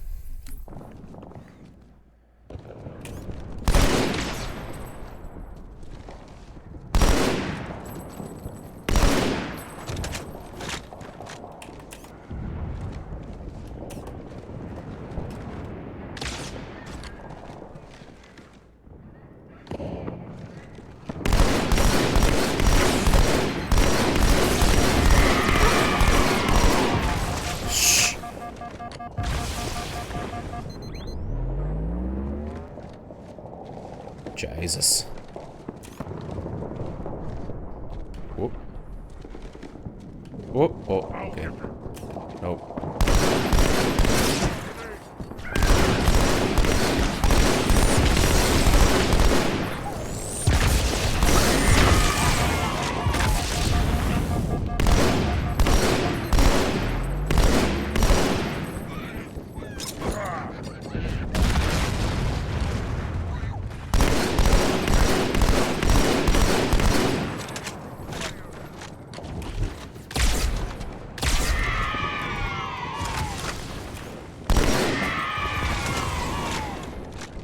Oh, checkpoint.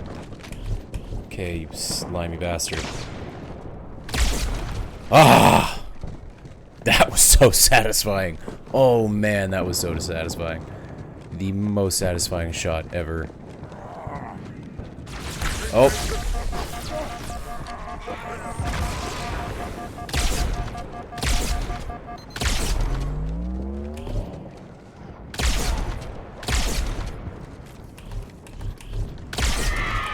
Okay. I love the plasma rifle. Plasma beam rifle. I love this thing. Oh ho ho.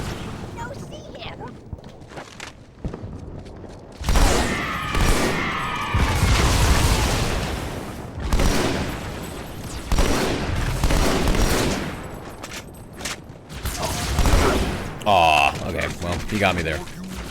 He got me there. And that's totally okay. Because you know what? I got you, babe.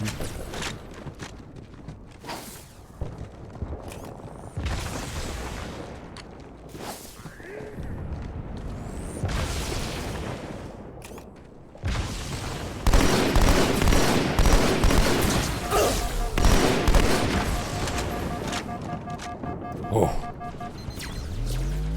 Reload.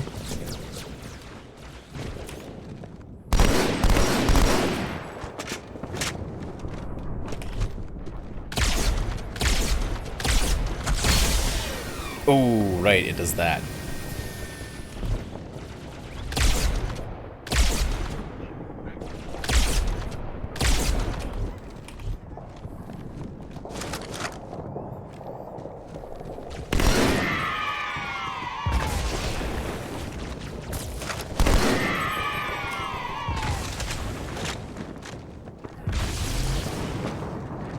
Checkpoint again. Can't keep me down. That guy was just waiting for me. Didn't care that I wasn't prepared in the least for him.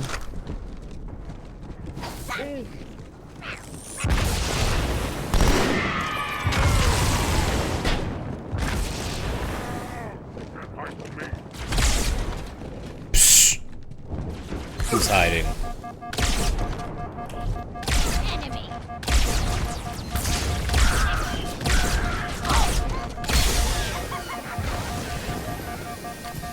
Panicking, panicking. Okay, we're good.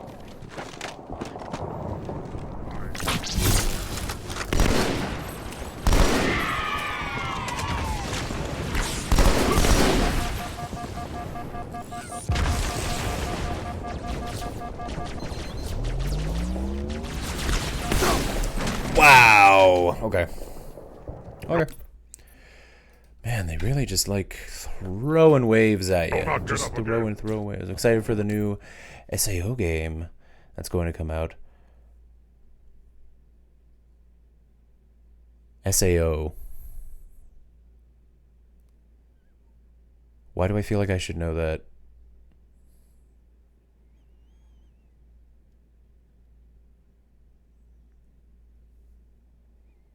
Sword Art Online, right? Yes. No, I'm familiar with it. I'd never watched it. I didn't know they're making a game. That's pretty cool. Sword Art Online, yeah. Well, yeah, that's been around. That's been around a while. Never seen it, but I've always heard good things. I've heard it's like the anime for gamers. They've made multiple. This is the first game where you can make your own character. Oh, that's very good. Is it like the whole thing is you're gonna play as an avatar that's actually gone into the world of Sword Art Online as a player?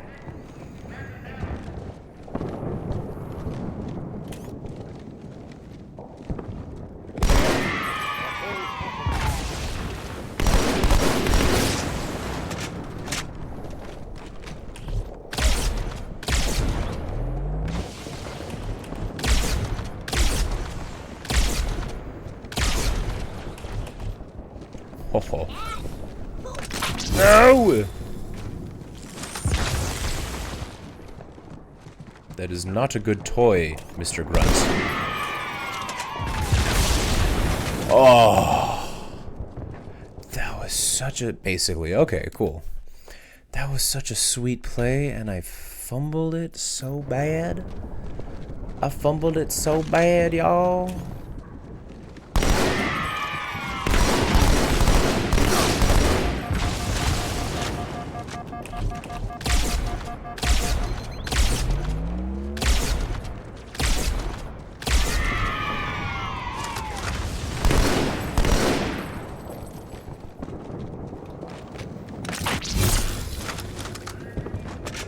Ah, checkpoint done. That's how you do it.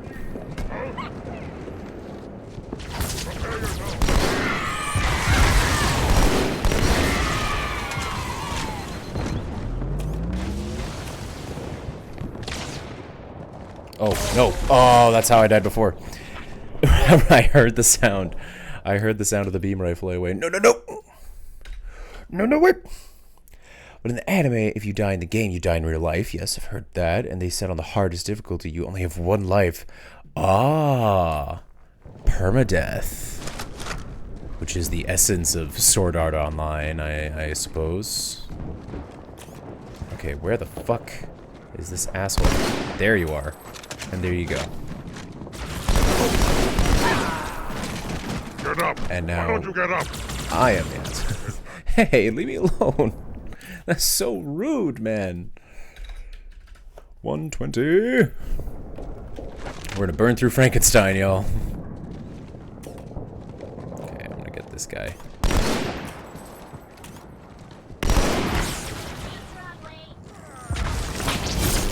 Oh.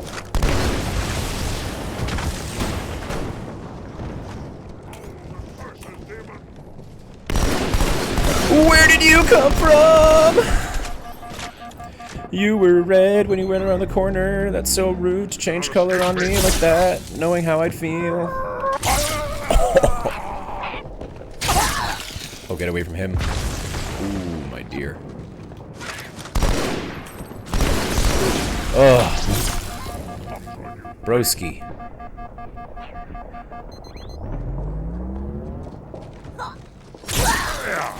Oh, that's crazy. That's crazy, chat. But alright.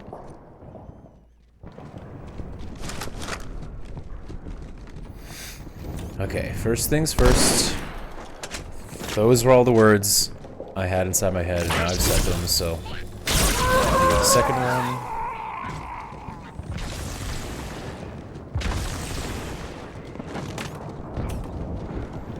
See if there are any more grenades I can collect. Oh, well, battle rifle ammo is always appreciated. Oh, here we go. Yes, yes, yes, yes, yes. Exactly what I needed. Thank you, gents. For humanity.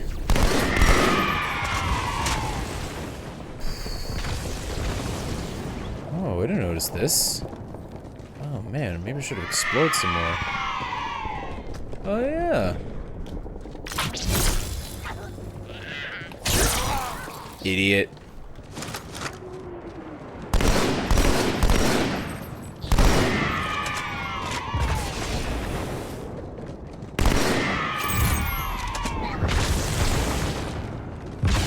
Oh my god. Okay. Checkpoint done. That means another fucking wave of elites is coming in. Maybe not. Maybe we're kind. Oh.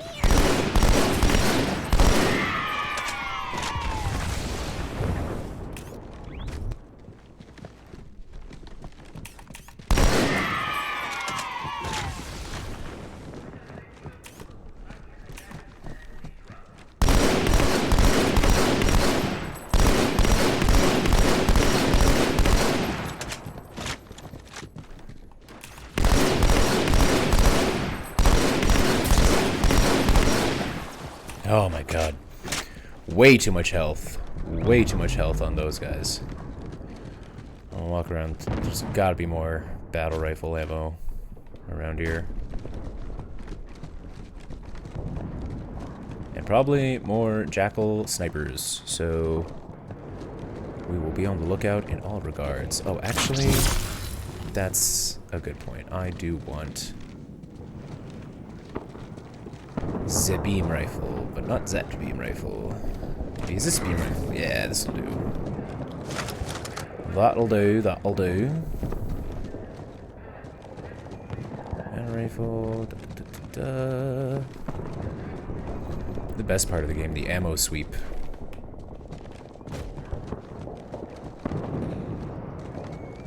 Is Sword Art Online your favorite anime, Ospen? I've not seen a lot of animes, but there are one or two that I really, really like.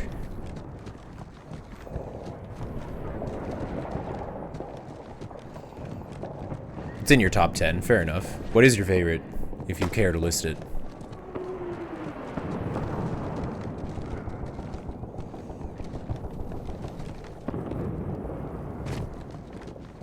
now. Here we go. You see? This is a little bit better. One Piece. Yeah, I should have guessed. That's got to be everyone's fave. Man, there was a period of time where I was, or not was, caught up, but like was catching up One Piece, and that was when I was a very young kid, and now the task of catching up seems so daunting. Oh, so daunting. Okay, still no battle rifle in there. Good. I think that's one. Okay, great. Perfect.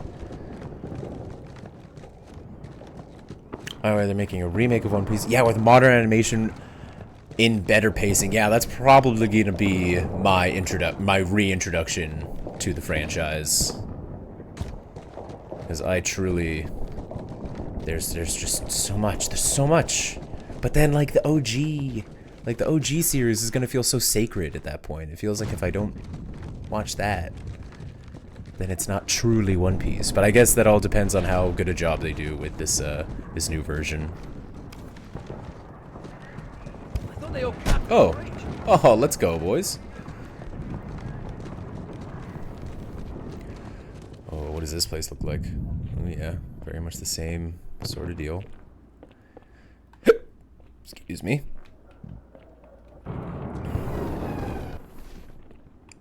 I like the style they took with this. Like, this is still meant to be a sunny day, but this is just such old graphics. This is what a sunny day looks like.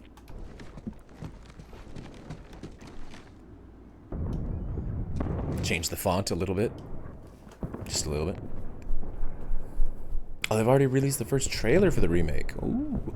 It's still gonna be like anime style, right? It's not like, obviously it's not live action, but they're gonna keep it the same like Japanese animation style. That just feels necessary. Stay out of sight. Well, that didn't work. Didn't stay very much out of sight there.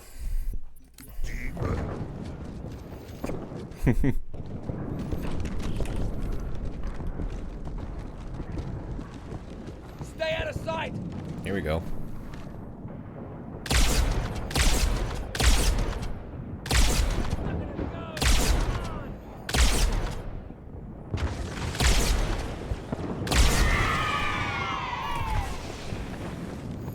Should have stayed out of sight.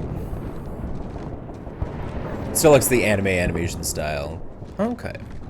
I'll have to watch that trailer. Man, I've had the hiccups all goddamn day, on and off. I'm sick of it.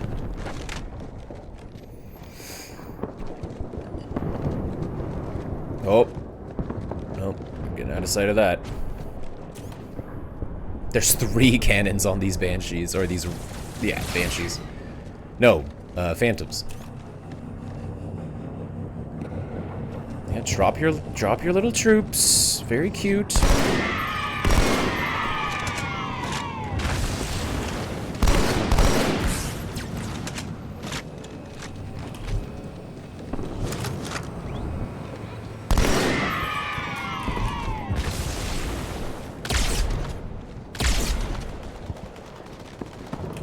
Should we get him? Nice. Last time I watched One Piece, I was on episode 1145. Wow. But that's close, because that's close to as many episodes that are out, right? Like, it's around that number. I remember they passed 1,000 not too long ago. Oh, my boys, my guys. My dudes. Oh. Special delivery from Commander Keys, Chief.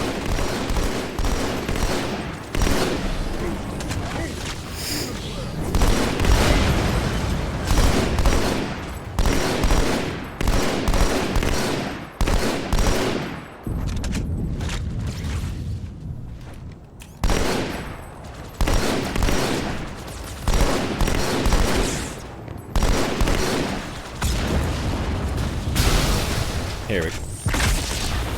Oh! Where the hell did that come from?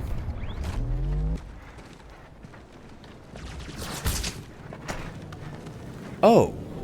Oh.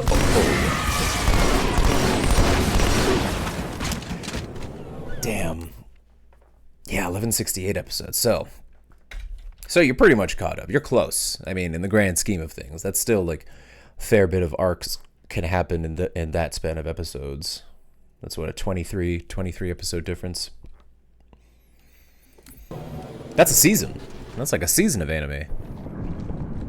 23 episodes. Yep, this thing's gonna come in.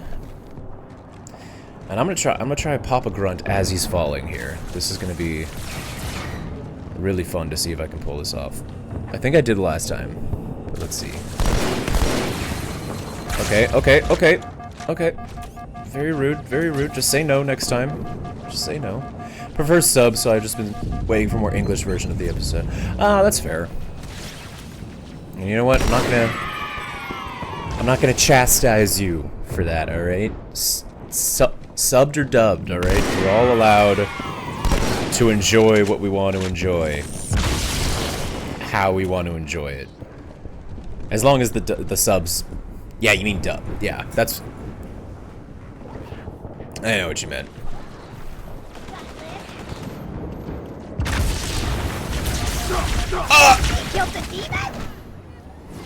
Wow. I feel like those enemies aren't there until I walk out of the door. Yeah, I also kind of enjoy anime with dubs. It depends on the anime, I think. A lot of the time. It also depends on the quality of the dub, but I imagine One Piece has got a good dub. I remember when I was watching it growing up that it was dubbed, and I remember enjoying it, thinking it was a good show and a good dub. I didn't think it was cringe or no more cringe than anime already is most of the time.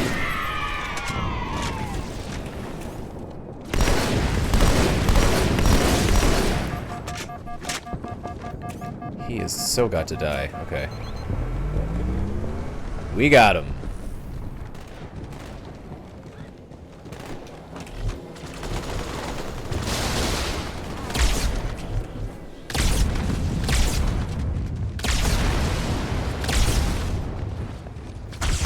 What? No!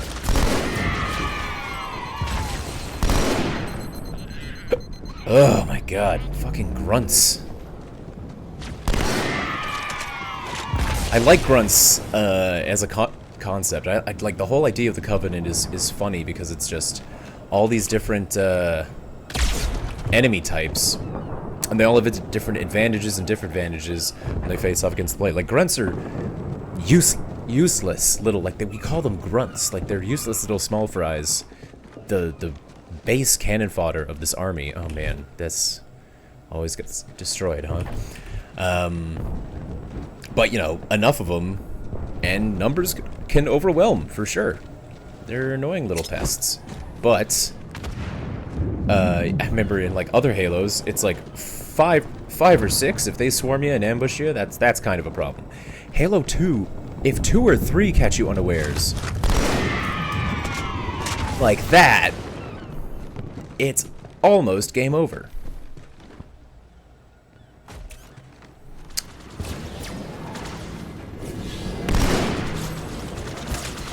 Oh, god damn it. I thought I had more cover there. Oh, there we go. 125. Oh boy. I keep waiting for this. And so we keep on waiting on the world to change.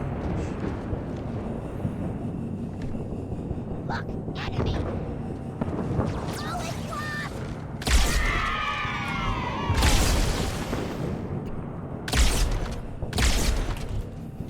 Nailed it.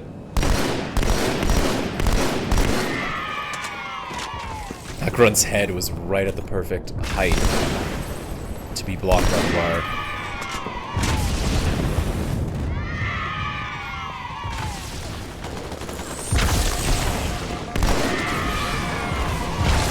Oh, they do just fucking destroy the warthog when they get a chance. I hate that because some of my skills, when my quench, shields break, they take damage. If it's from a physical attack. Right. I think I have a similar Quen skill. I can't remember right now, and I'm not looking at the battlefield. Oh, well, this is gonna be fun.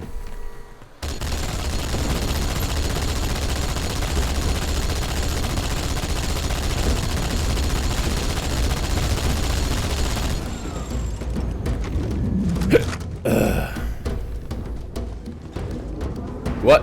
What? Okay, we're learning new things about the ghosts.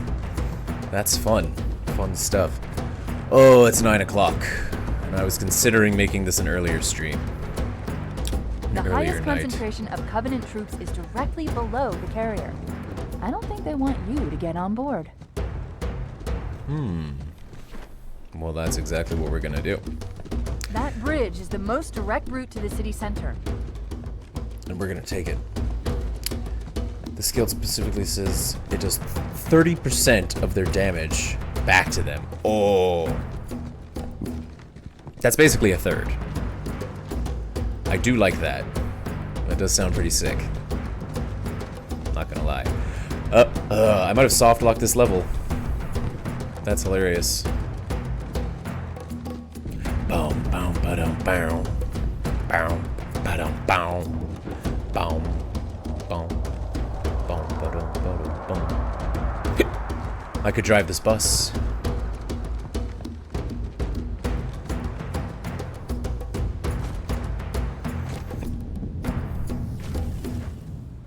Maybe I'm to go that way. An objective marker would truly be helpful. Ah, as would that. Hello, weapons cache.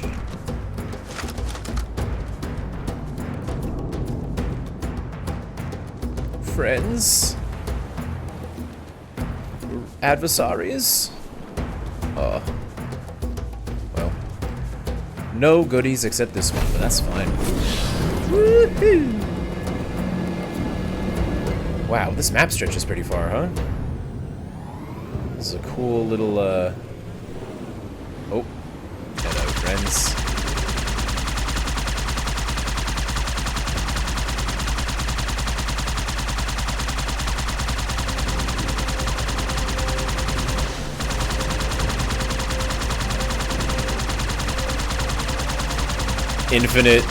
Infinite power, the ghost.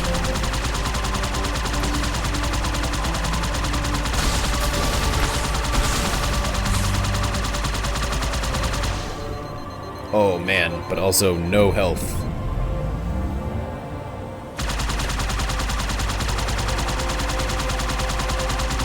Please explode, please explode, please explode.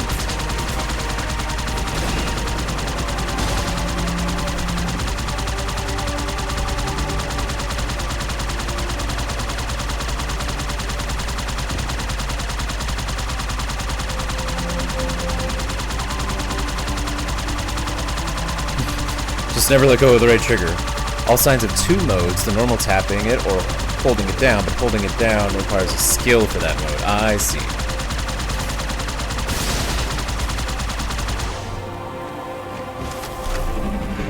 If I did this.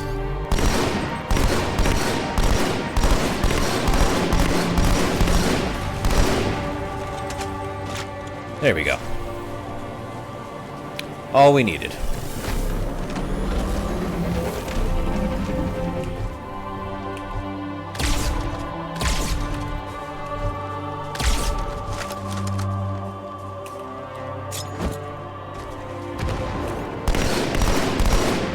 Oh, hell yeah. You ain't shit and you're fucking with the chief. You ain't shit when you're fucking with the chief.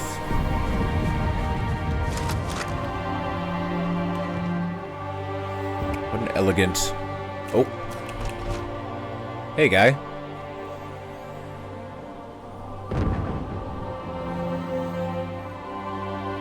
This is like that scene in Warhorse. Like, Igni turns into a flamethrower. Oh. Oh, wow. That does sound fucking overpowered. Oh, that's why. Buddy can't see me.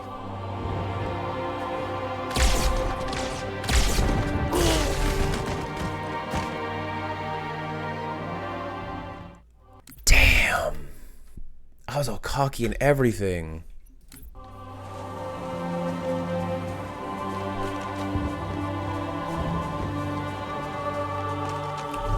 This asshole. Show me your head. There you go.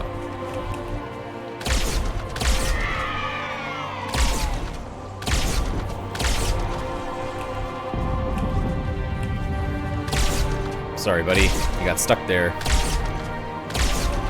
Saw that. Must be embarrassing. Good thing nobody saw that.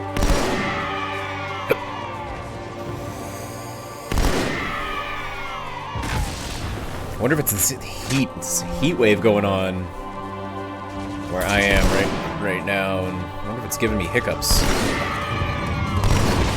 Oh boy.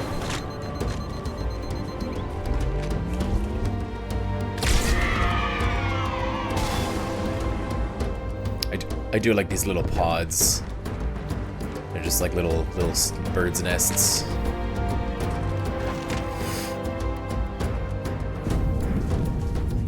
Alrighty.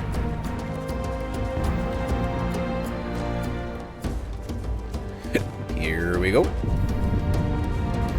have been really cool to have a warthog and a couple buddies, but battle rifle in a dream is all it needs. Yurden becomes a turret that can also shoot projectiles out of the sky, for they don't hit you. Wow.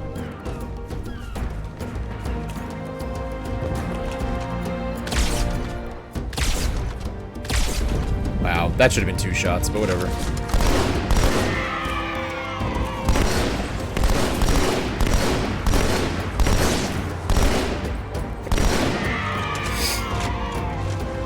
Quen has a shield that can take multiple hits, but you can't attack. Oh, seem that's not worth it. I can see that being helpful though, situationally. Don't know if the other two you haven't used those skills. Wow, and you call yourself a Witcher player?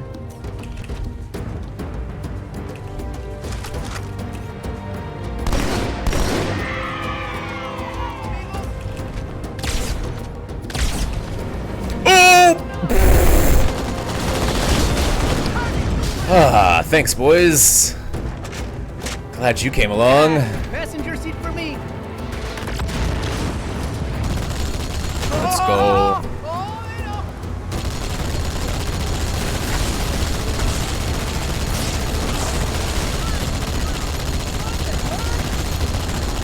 Seriously, if you're not dead, you're fine. Oh, just avoid those, please. Oh, avoid those, please.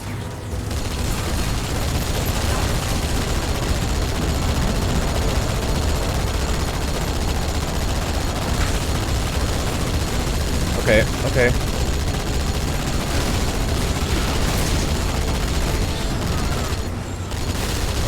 Whew.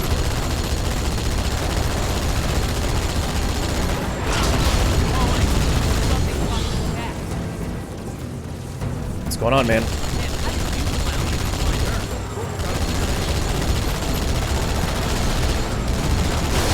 Oh, friggin' sweet. Yep. That's how you do it. Oh my goodness. Oh, beautiful checkpoint. Well done, driver. Let's go. Chief, the carrier just launched a wave of pods. They're inbound on your position.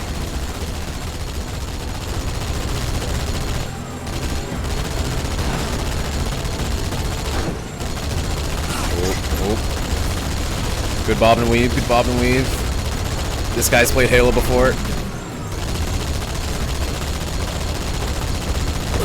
Oh! This is the first time I've done a sign build. Every other time I've done melee. I see. Yeah, that'll probably be me at about 4,000 hours. The carrier just launched a wave of pods. They're inbound on your position. Okay, let's try this again.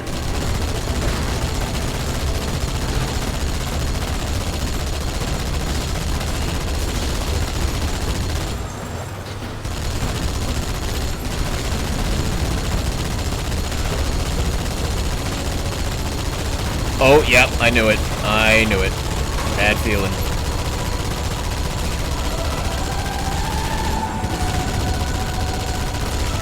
Come on.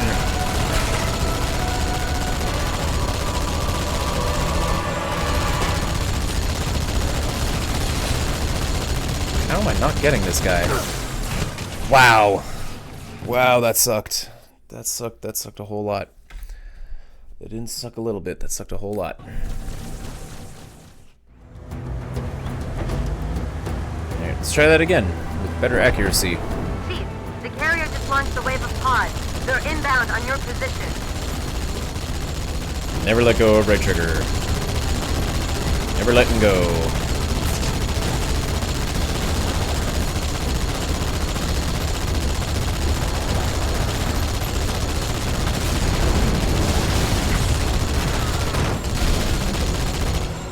Oh.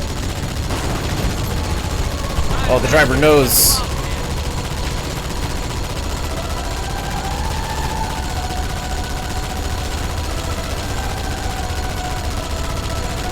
Oh, this is a crazy place. This is a crazy place to drive, bro. This is a crazy place to drive. Oh, man. He really had my back there. He had my back for a minute. He had me believing he had my back. Come on, here we go. Wow, okay, apparently not. Apparently not. That also sucked.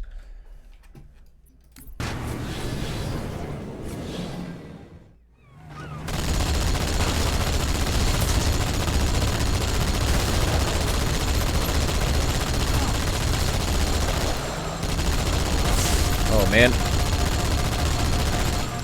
A piece of debris flies off the ghost. I always just assume that it's the driver.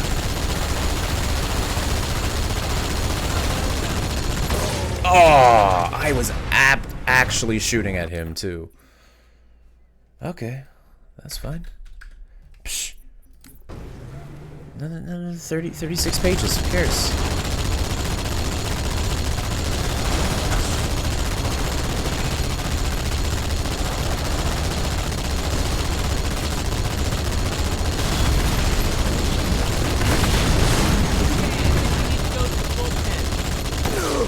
Why did he just stand there, bro? Why did he just stand there?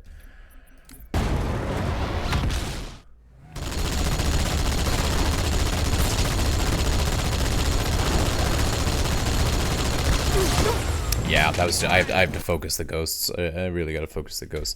I really want to trust. I want to trust in this Warthog, because this is kind of a more fun and authentic Halo experience. I think I'm gonna have to bail.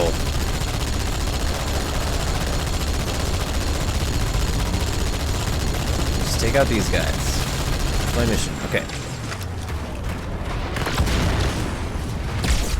There we go. All I needed. No, you bastard! You get away from him! No, get out of there! Oh. Oh, I don't think so, dude. I was out in the open there. I did not know. I don't know what I was thinking. I was out in the open. Oh, but that was a good run. That was exactly what I need to do. Oh, checkpoint. Okay. Okay, immediately get to cover is what I need to do. You get your hands off him.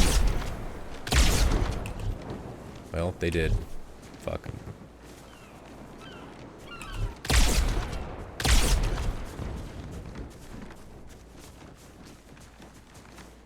Oh, bro, you're still alive. Sick. Regroup, amigos! Get his ass. Come on! Oh, yeah.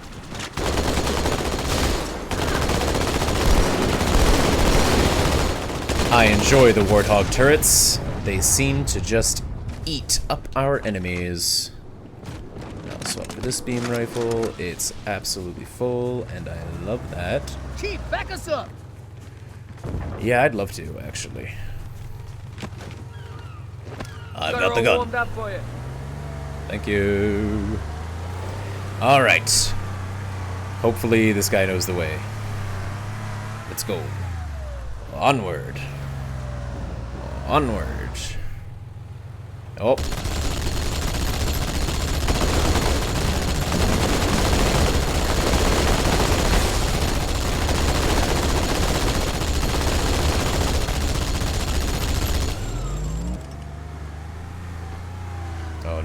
he's gonna go right into that grav lift. Oh, nope. He's a genius. He's a genius. He's better than ChatGPT. This tunnel links up to the bridge. It's full of rats, if you know what I mean. But it beats swimming. I get it. I know it, guys. I know what you means. Chat, I'm aware. All right, I think this guy's tired of driving. And you know what? Fair enough. Come on, give us some gas. Oh, that horn. Is this guy gonna hop on the turret? I would really like... Yes, let's go.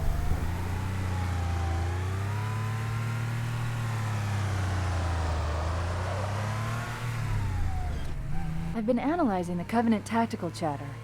They're surprised, confused. I don't think they expected us to be here. Not you and me. All of us. Humanity on Earth. Odd, I know, but it does help explain why they came here with such a small fleet.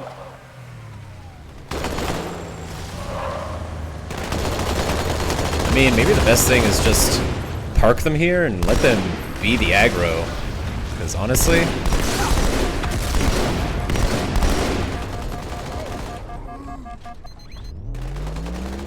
Okay, for sure a flaw. For sure a flawed plan. But hey, who said the plan was perfect? Who said the plan had to be perfect?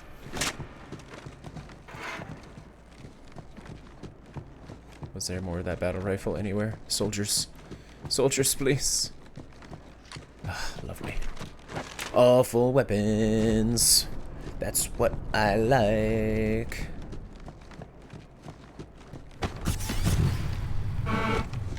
Let's go. Okay. A full hog, if you know what I mean.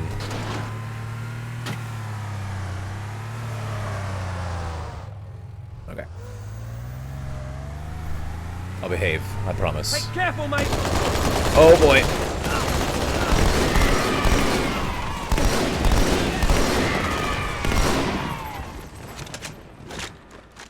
Easy. Easy.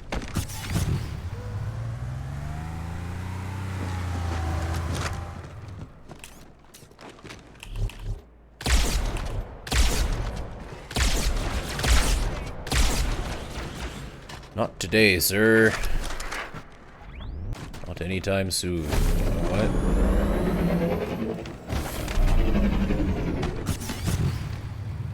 Just keep it steady, alright? I mean, that's up to the shocks. But yeah, I'll try to accommodate. I can do this all day.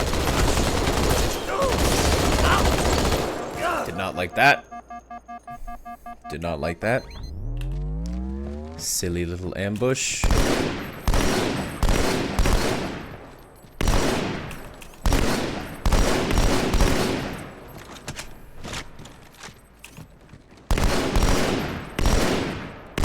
He's hitting? Don't stop. Okay. We're gonna do this.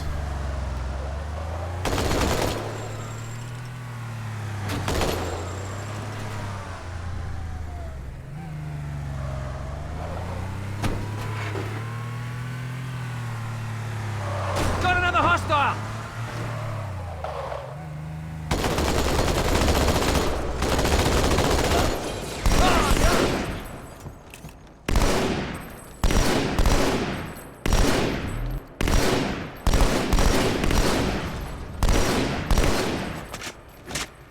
Boy, oh boy. Don't let him get away.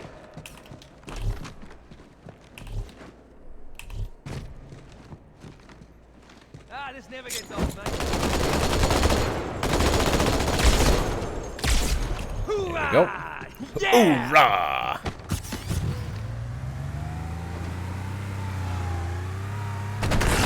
Oh! Same team. Okay, well, you know what? That's that's the end of the warthog, I fear. Well, we'll take a nice little stroll. Oh, you know what? We won't take a nice little stroll. We'll take a nice little warthog. Back to the ghost. Oh! Or we'll just take this one. Yeah.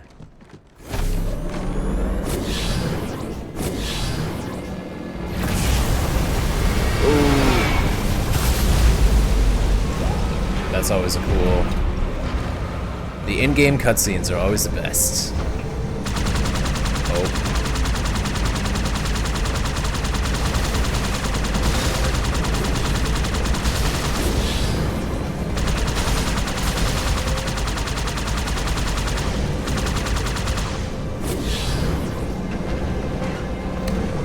like how easy it is to destroy the ghosts.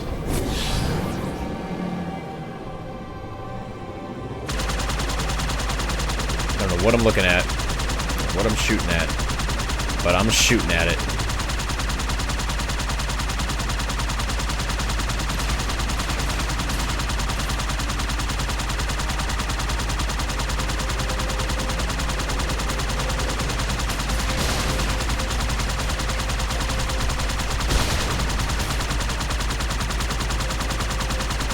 Oh, let's go, boys. Okay. Let's go, team.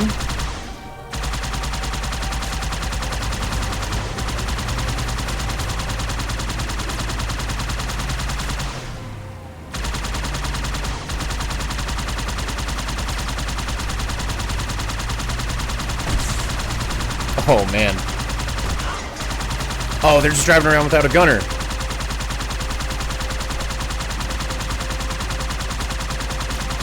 This could mean my time.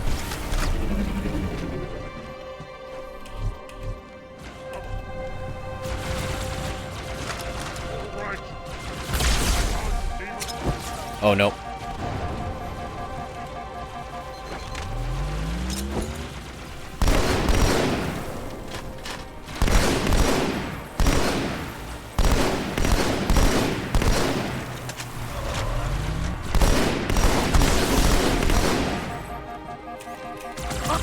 No! Oh my god. Those white guys just take forever. White armor takes forever on those guys.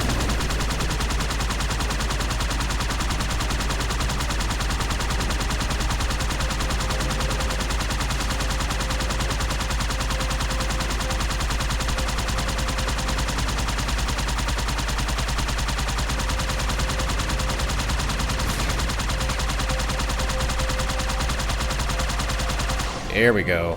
Here we go. Yeah! Oh! Oh, shit. Okay. Oh, no. Get over here. Get over here, dude. Please. Never leave a man behind, soldier. Come on. I think this is towards the end.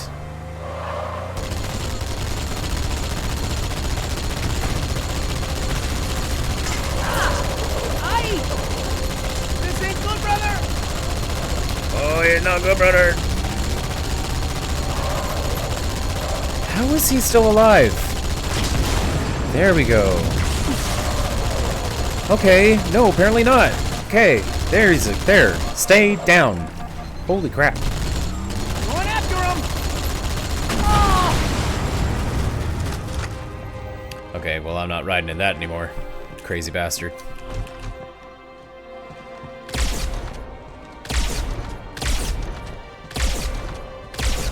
Yeah, crazy. He tanks all four. He tanks 3 of those and eats it on the 4th one. When The Witcher 3, when you are 5 levels or higher than quest, you get less than 10 XP. Oh, you get less than 10 XP for the quest. Or you get 10% less XP. They just give you 9 experience points.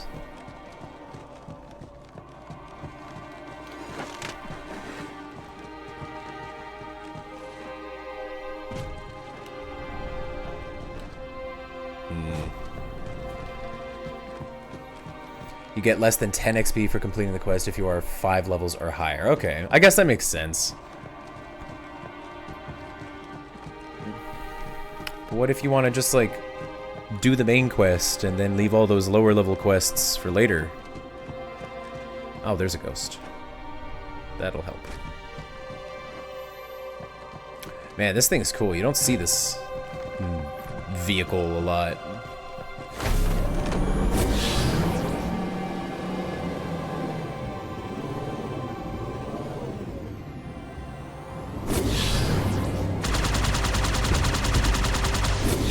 Oh, we're going. You can still do them, won't get the normal amount of XP. Yeah, no, it makes sense. Yeah, I guess that makes sense. But then again, the leveling system's fairly simple. like straightforward, is it? It's nice that it only increases to 2,000. Like it doesn't get any higher. Because that's totally manageable.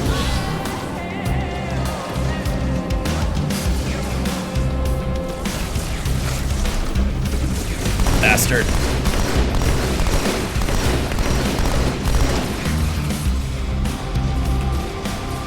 Okay, okay.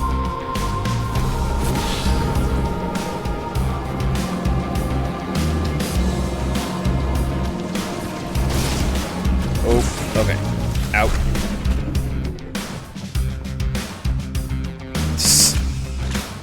Well, I don't know how well I did there.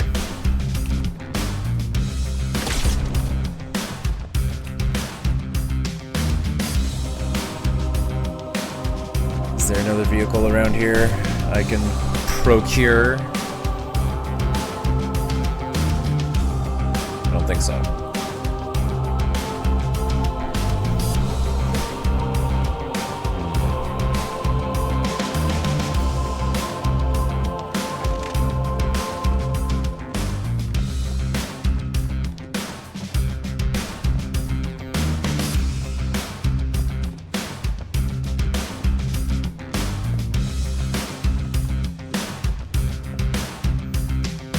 Oh, that's a wicked looking car.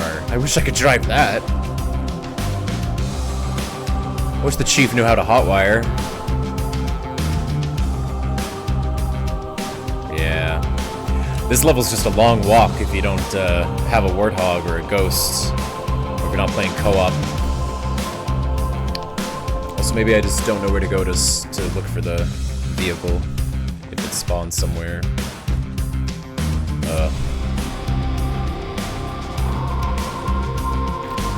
Talk about the long walk of solace. Am I right? Nah. I guess not. No sprint or anything. So just a nice long walk.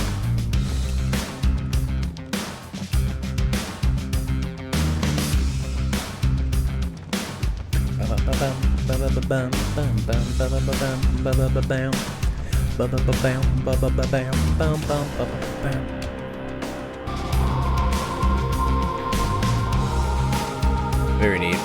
Yeah, checkpoint. Wasn't built like that.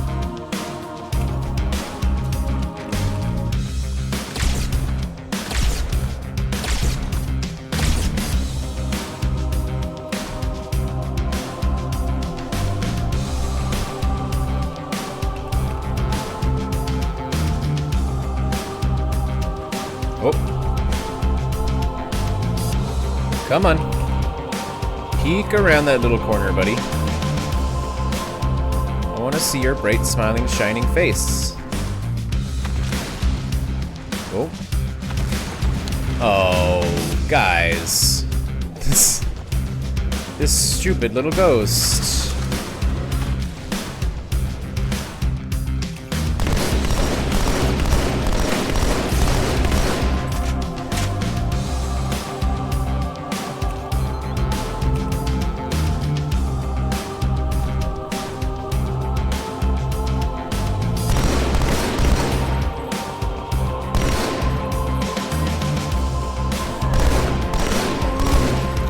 Nice. Ugh. Okay.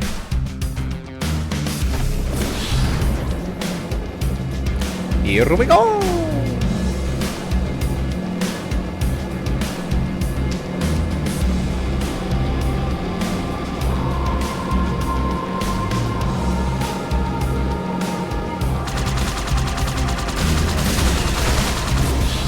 Oh my word. Oh my word. Sucks. Whoop. 135.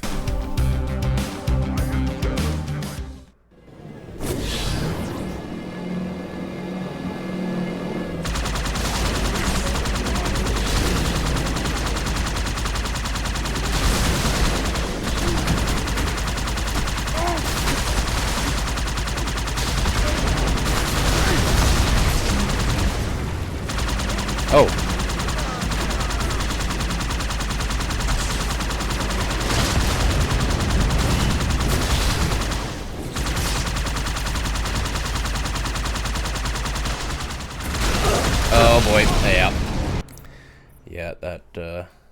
That could have been foreseen. Maybe the strategy is aggro the ghosts and then head back into the tunnel. So that this guy doesn't... Or, you know, better yet, take out that asshole.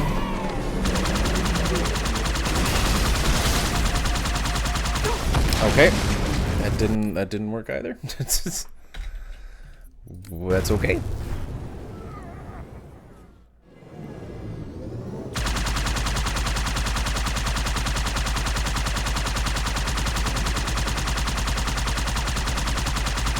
Okay, perfect.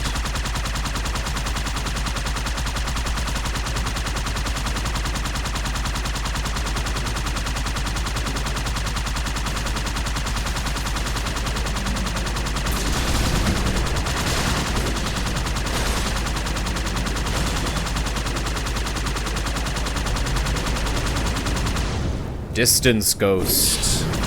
Long range ghost.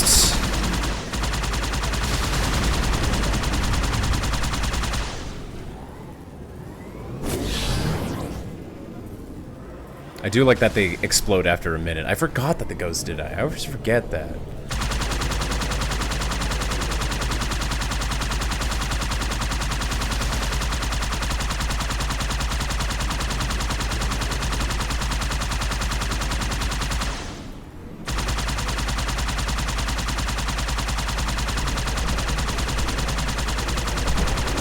Oh, hell yeah.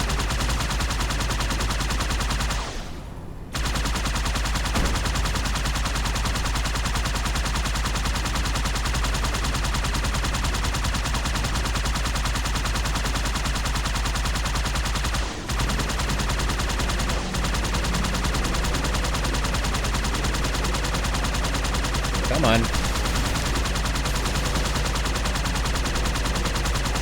He's running over to the ghost graveyard.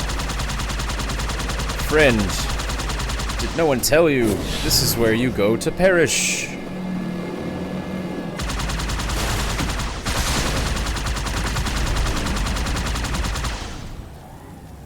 Just gonna wait till that one self-destructs.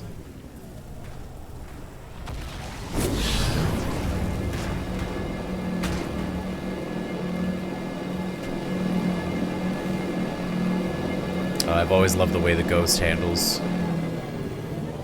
every game. It's perfect. Oh, you're alive. Okay, good to know.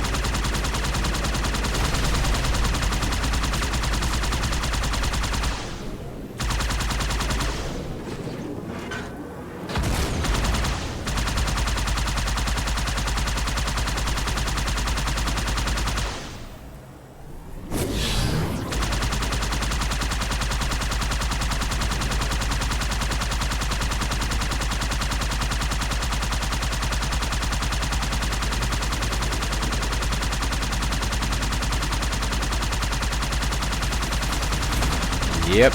Oh no. Oh, that's annoying. That is annoying. I was stuck. Stuck on the map. Oh, I gotta fight all these fucking guys again. Ugh.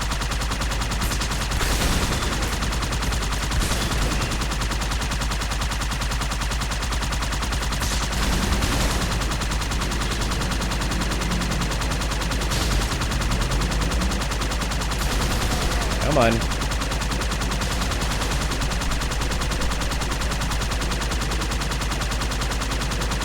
This is a great sound. Ugh. Anyone that's falling asleep to the stream right now, I'm so sorry. Bro, get over here! What are you doing?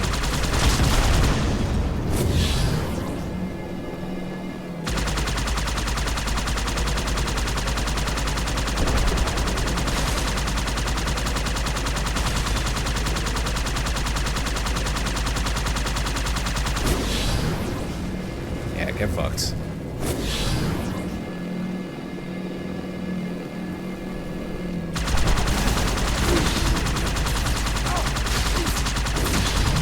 Nope.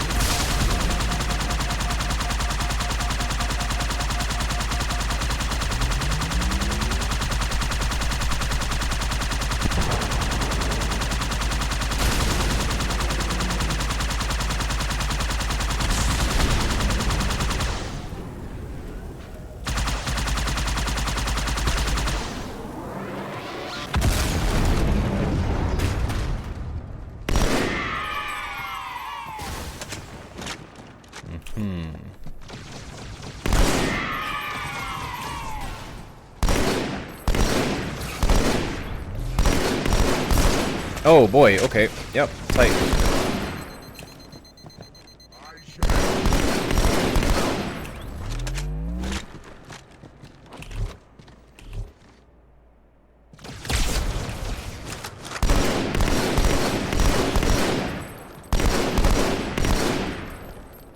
Nice.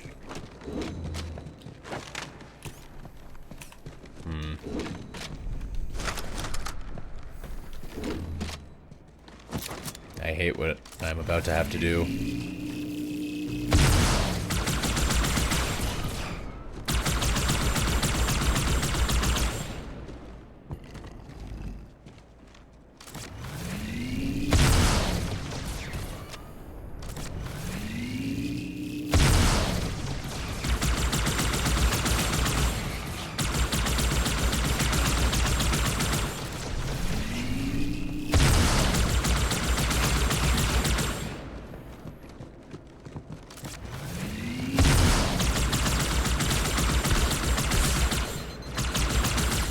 Oh no. Cover! Cover! Oh,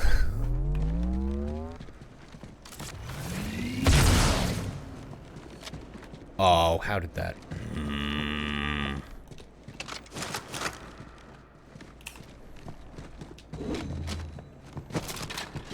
Oh no, I do not want this lowly pistol. Well, I'm gonna have to walk across the map for weapons. I guess this is still operational.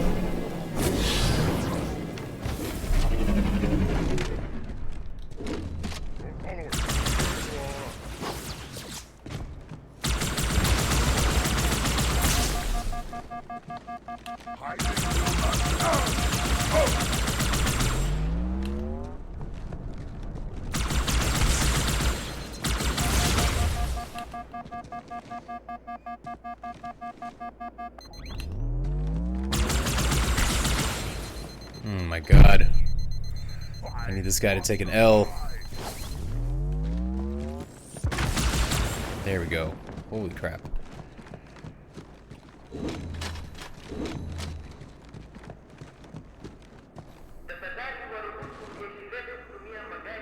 Can I drive these? No, I didn't think so. Can I operate this turret? Oof. Yeah, I remember this tunnel being an issue, but I think the next level is actually really hard.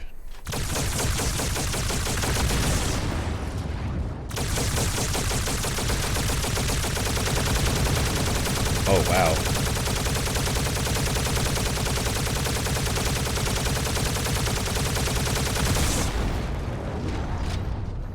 Man, that is a powerful thing. It just accelerates. Just the shots per second just amps up as you're shooting it. Okay. I think we made it. This might signal the end of the level here. I'm not sure.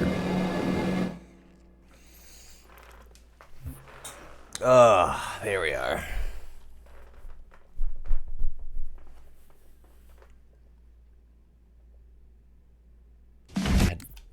Oh, God.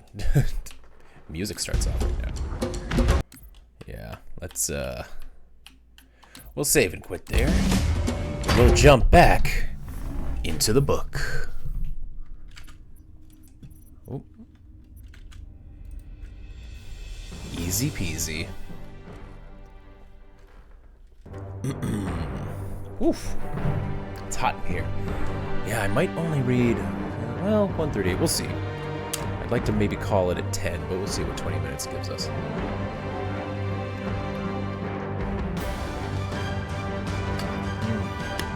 Oh, we're in the middle of Justine's testimony. Elizabeth is speaking for her character. Got to lock in here. She nursed my aunt in her last illness with the greatest affection and care. She also attended to her own mother during a long illness. After her mother died, she lived in my uncle's house, where she was beloved by all the family. She was warmly attached to the child who is now dead and acted towards him like a most affectionate mother. For my own part, I do not hesitate to say that, in spite of all the evidence produced against her, I believe she is innocent. She had no temptation for such an action. As to the locket, which has been presented as the chief evidence against her, if she had asked me for it, I would have willingly given it to her. I esteem and value her so highly that I would have given her almost anything. A murmur of approval followed Elizabeth's simple and powerful appeal, but it was excited by her generous interference, and not in favor of poor Justine. The spectators continued to look at Justine with indignation, charging her with the blackest ingratitude. Justine wept as Elizabeth spoke, but she did not speak. My own suffering was extreme during the whole trial. I was convinced that Justine was innocent. When I saw that the judges believed her to be guilty, I could not bear it. I rushed out of the court in agony. The trial was more upsetting for me, I believe, than it was for Justine. She knew she was innocent, but I felt guilty for having created the monster who killed my brother. I passed a night of pure wretchedness. In the morning, I went to court to ask about the verdict. I dared not ask the fatal question, but the officer of the court recognized me and guessed the cause of my visit. The votes had been cast, he told me.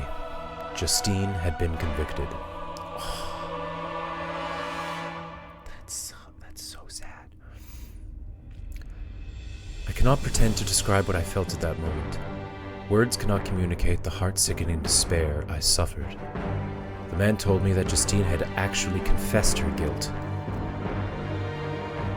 That evidence, he observed, was hardly required in a case as clear as this one, but I am glad of it. You know, none of our judges like to convict a criminal upon circumstantial evidence, even if it is decisive. That was strange. I wondered what it could possibly mean. Had my eyes deceived me? Was I really going crazy? I hurried home and spoke to Elizabeth.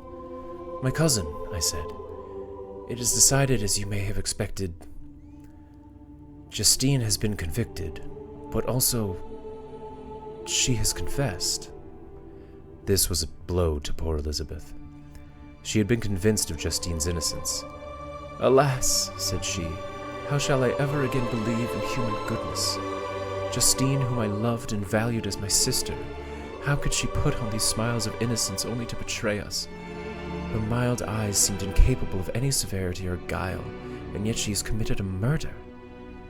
Soon after, we were told that Justine had expressed a desire to see my cousin. My father urged Elizabeth not to go, but left it to her own judgment to decide. "Yes," said Elizabeth, "I will go, although she is guilty. You, Victor, must come with me. I cannot go alone. The idea of this visit was torture to me, yet I felt I could not refuse." We entered the gloomy prison cell and saw Justine sitting on some straw at the far end. She was handcuffed and her head rested on her knees. She rose on seeing us enter, and when we were left alone with her, she threw herself at the feet of Elizabeth, weeping bitterly. My cousin wept also. "Oh, Justine," said she, "why did you rob me of my last consolation? I had faith in your innocence, and although I was then very wretched, I was not so miserable as I am now. And do you also believe that I am so very, very wicked? Do you also join with my enemies to crush me, to condemn me as a murderer?" Her voice was suffocated with sobs. "Rise, my poor girl," said Elizabeth. "Why do you kneel if you are innocent? I am not one of your enemies. I believed you guiltless, in spite of all the evidence, until I heard that you had yourself declared your guilt. That report, you seem to say, is false. Be assured, dear Justine, that nothing can shake my confidence in you for a moment, but your own confession." "I did confess, but my confession was a lie. I confessed so that I might obtain forgiveness. But now that falsehood lies heavier at my heart than all my other sins. May God forgive me. Ever since I was convicted, the priest they assigned to me has attacked me. He threatened me over and over until I almost began to think that I was the monster he said I was. He threatened me with excommunication and hellfire in my last moments if I continued to speak of my innocence. At last I gave in. In an evil hour I agreed to a lie, and now only am I truly miserable." She paused, weeping, and then continued. "I thought with horror, my sweet lady, that you might believe your Justine, whom your blessed aunt had adored, and whom you loved, was a creature capable of such a horrible crime. It is a crime that none but the devil himself could have committed. Dear William, dearest, blessed child, I shall see you again soon in heaven, where we shall all be happy, and that comforts me, going as I am to suffer disgrace and death. Oh, Justine, cried Elizabeth, forgive me for having, for one moment, distrusted you. Why did you confess? But do you mourn, dear girl? Do not fear. I will proclaim, I will prove your innocence. I will soften the stony hearts of your enemies by my tears and prayers. You shall not die. You, my playfellow, my companion, my sister, perish on the scaffold. No, no. I never could survive so horrible a misfortune. Justine shook her head sadly. I am not afraid of death, she said. God gives me courage to endure the worst. I am resigned to the fate awaiting me. Learn from me, dear lady, to accept patiently the will of heaven. During this conversation, I had retired to a corner of the prison room where I could conceal my suffering. The poor victim, who on the next morning was to pass the awful boundary between life and death, felt not, as I did, such deep and bitter pain. I gnashed my teeth and ground them together, uttering a groan that came from my inmost soul. Justine started. When she saw who it was, she approached me and said, Dear sir, you are very kind to visit me. I hope you do not believe that I am guilty. I could not answer. No, Justine, said Elizabeth. He is more convinced of your innocence than I was. Even when he heard that you had confessed, he did not believe it. I truly thank him. In these last moments, I feel the sincerest gratitude towards those who think of me with kindness. How sweet is the affection of others to such a wretch as I am. I feel as if I could die in peace now that my innocence is acknowledged by you, dear lady, and your cousin. I felt that I was the one responsible for William's death. Anguish and despair had penetrated into the core of my heart. I bore a hell within me, which nothing could extinguish. We stayed several hours with Justine, and it was only with great difficulty that Elizabeth could tear herself away. I wish, cried she, that I were sentenced to die with you. I cannot live in this world of misery. Justine embraced Elizabeth and said in a voice of half-suppressed emotion, Farewell, dearest Elizabeth, my beloved and only friend. May heaven bless and preserve you. May this be the last misfortune you ever suffer. Live and be happy, and make others so. The next day, Justine was put to death on the scaffold. Elizabeth's heart-rending eloquence failed to move the judges from their settled belief. My passionate and indignant appeals were lost upon them. I had planned to tell them everything that I knew. However, when I received their cold answers and heard the harsh, unfeeling reasoning of these men, I realized that my story would do Justine no good. They would not listen to me. They would only take me for a madman. From the tortures of my own heart, I turned to contemplate the deep grief of my Elizabeth. This also was my doing. I was the cause of her sorrow, and of my father's as well. I saw all the members of my family weeping. I saw them pouring out their sorrow on the graves of William and Justine. I was torn by remorse, horror, and despair. I saw that these people, whom I loved, had experienced more suffering than anyone should experience in a lifetime, and I hoped that they would not be exposed to further losses. But something told me that this would not be the case. Something told me that these would not be the last tears the members of my family would shed. Oh, ominous ending.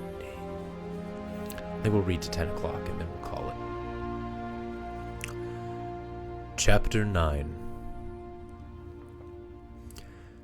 Nothing is more painful to the human mind than, after the feelings have been worked up by a quick series of events, the dead calmness of inaction and certainty which follows and deprives the soul of both hope and fear.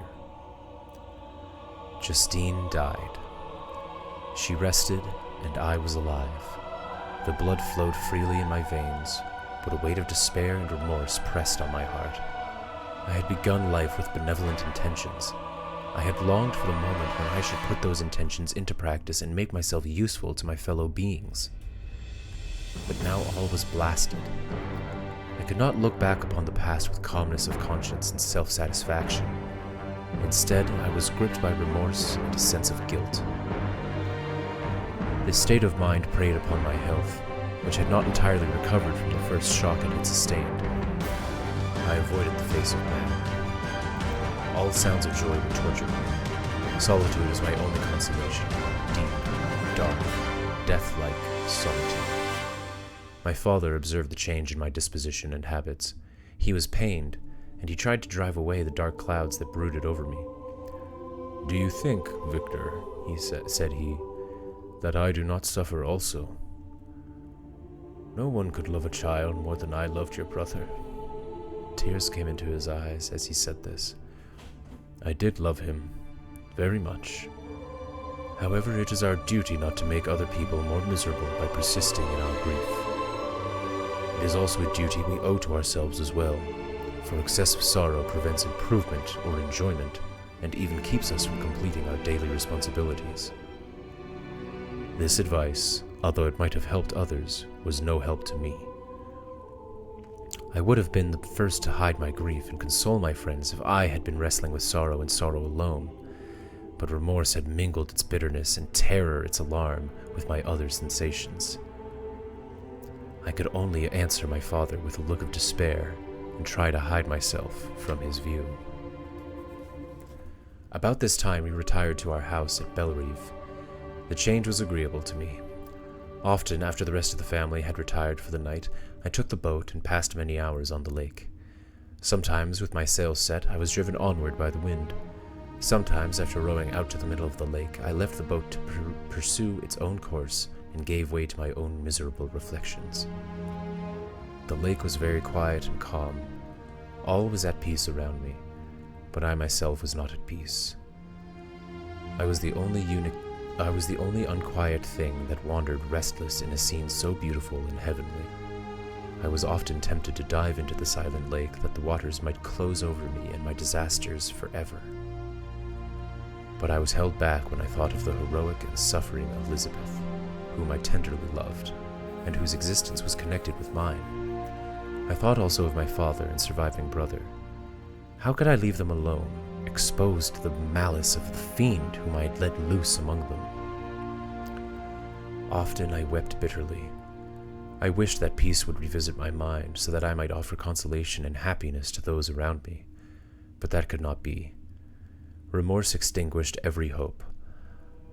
I had been the author of unalterable evils, and I lived in daily fear that the monster I had created might perpetrate some new wickedness. I had an obscure feeling that he was not finished with me, and that he would commit some even more horrible crime. How I hated that fiend! When I thought of him, I passionately wished to extinguish that life which I had so thoughtlessly created. I would have made a pilgrimage to the highest peak of the Andes, could I, when there, have thrown him from the heights to his death. I longed to get revenge for the deaths of William and Justine. Our house was a house of mourning. My father's health had been shaken by recent events. Elizabeth was sad and depressed. She was no longer that happy creature who in her youth had wandered with me on the banks of the lake and talked with joy of our future prospects. "When I reflect, my dear cousin," said she, "on the miserable death of Justine Moritz, I no longer see the world and its works as they before appeared to me. Before I looked upon the accounts of evil doings and injustice that I read in books or heard from others as tales of ancient days or imaginary evils. But now men seem to me like monsters thirsting for each other's blood. But perhaps I am unjust to say this. After all, everyone believed she was guilty. And if she had in fact committed the crime for which she suffered, she most certainly would have been the most depraved of human creatures. I could not agree to the death of any human being, but certainly I would have thought such a creature unfit to remain in the society of men. But she was innocent. I know. I feel she was innocent. You are of the same opinion, I know, and that confirms me. Alas, Victor, when falsehood can look so much like the truth, who can be sure of happiness? I feel as if I were walking on the edge of a cliff, towards which thousands are crowding and trying to plunge me into the emptiness. William and Justine were assassinated, and the murderer has escaped. he walks about the world free, and perhaps respected. If I were condemned to suffer on the scaffold for the same crimes, I would not change places with such a wretch. These words made my heart ache. I felt that I was the true murderer, not in deed, but in effect.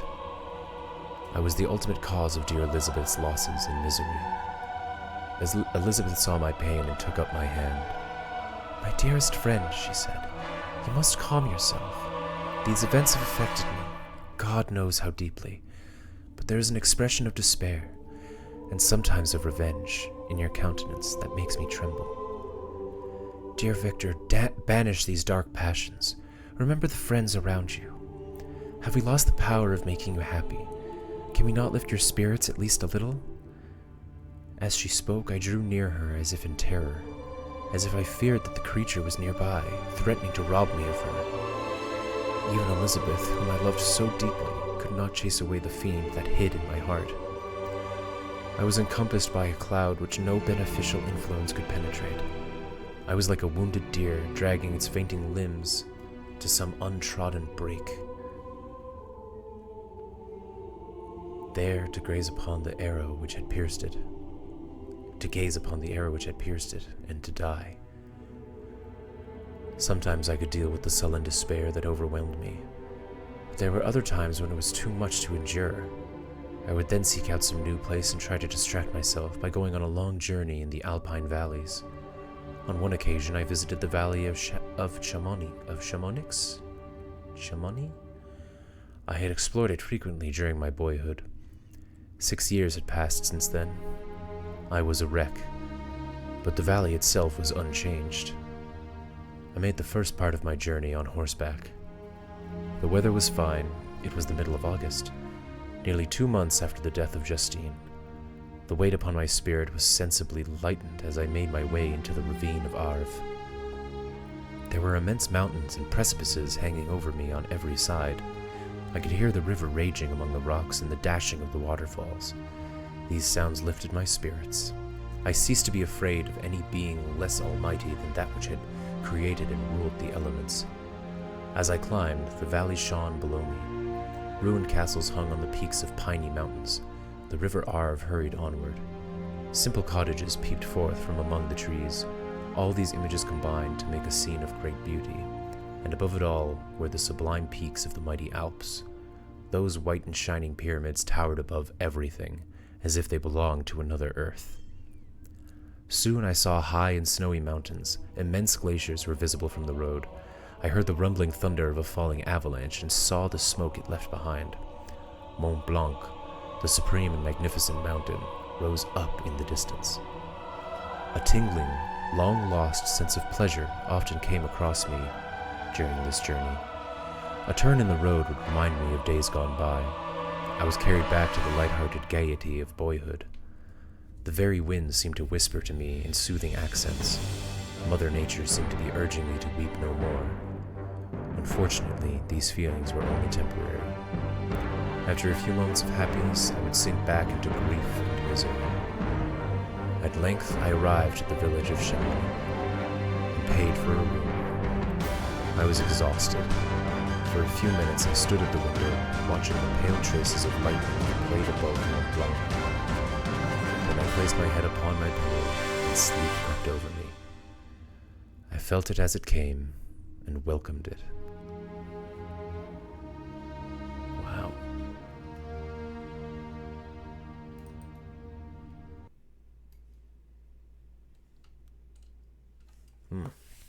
I think that's a good place to leave it. It's 10 o'clock on the dot. And that is a perfect place to leave some things. So, oh, yeah, there we go. Everyone, thank you so much for joining me. I'm really enjoying this book. I definitely expected it to be gut-wrenchingly sad and horrific. Have I played any Metroidvanias? I've played a lot of Metroidvanias. I've sunk tons of hours into Hollow Knight across different consoles. I recently just finished 9 Souls. That was a lot of fun. But then, what else? Ori and Ori 2. Yeah, I love Metroidvanias. They're one of the best genres, and it's really difficult to like make a good one, like a satisfying one. But yeah, I do enjoy a good Metroidvania, Metroidvania.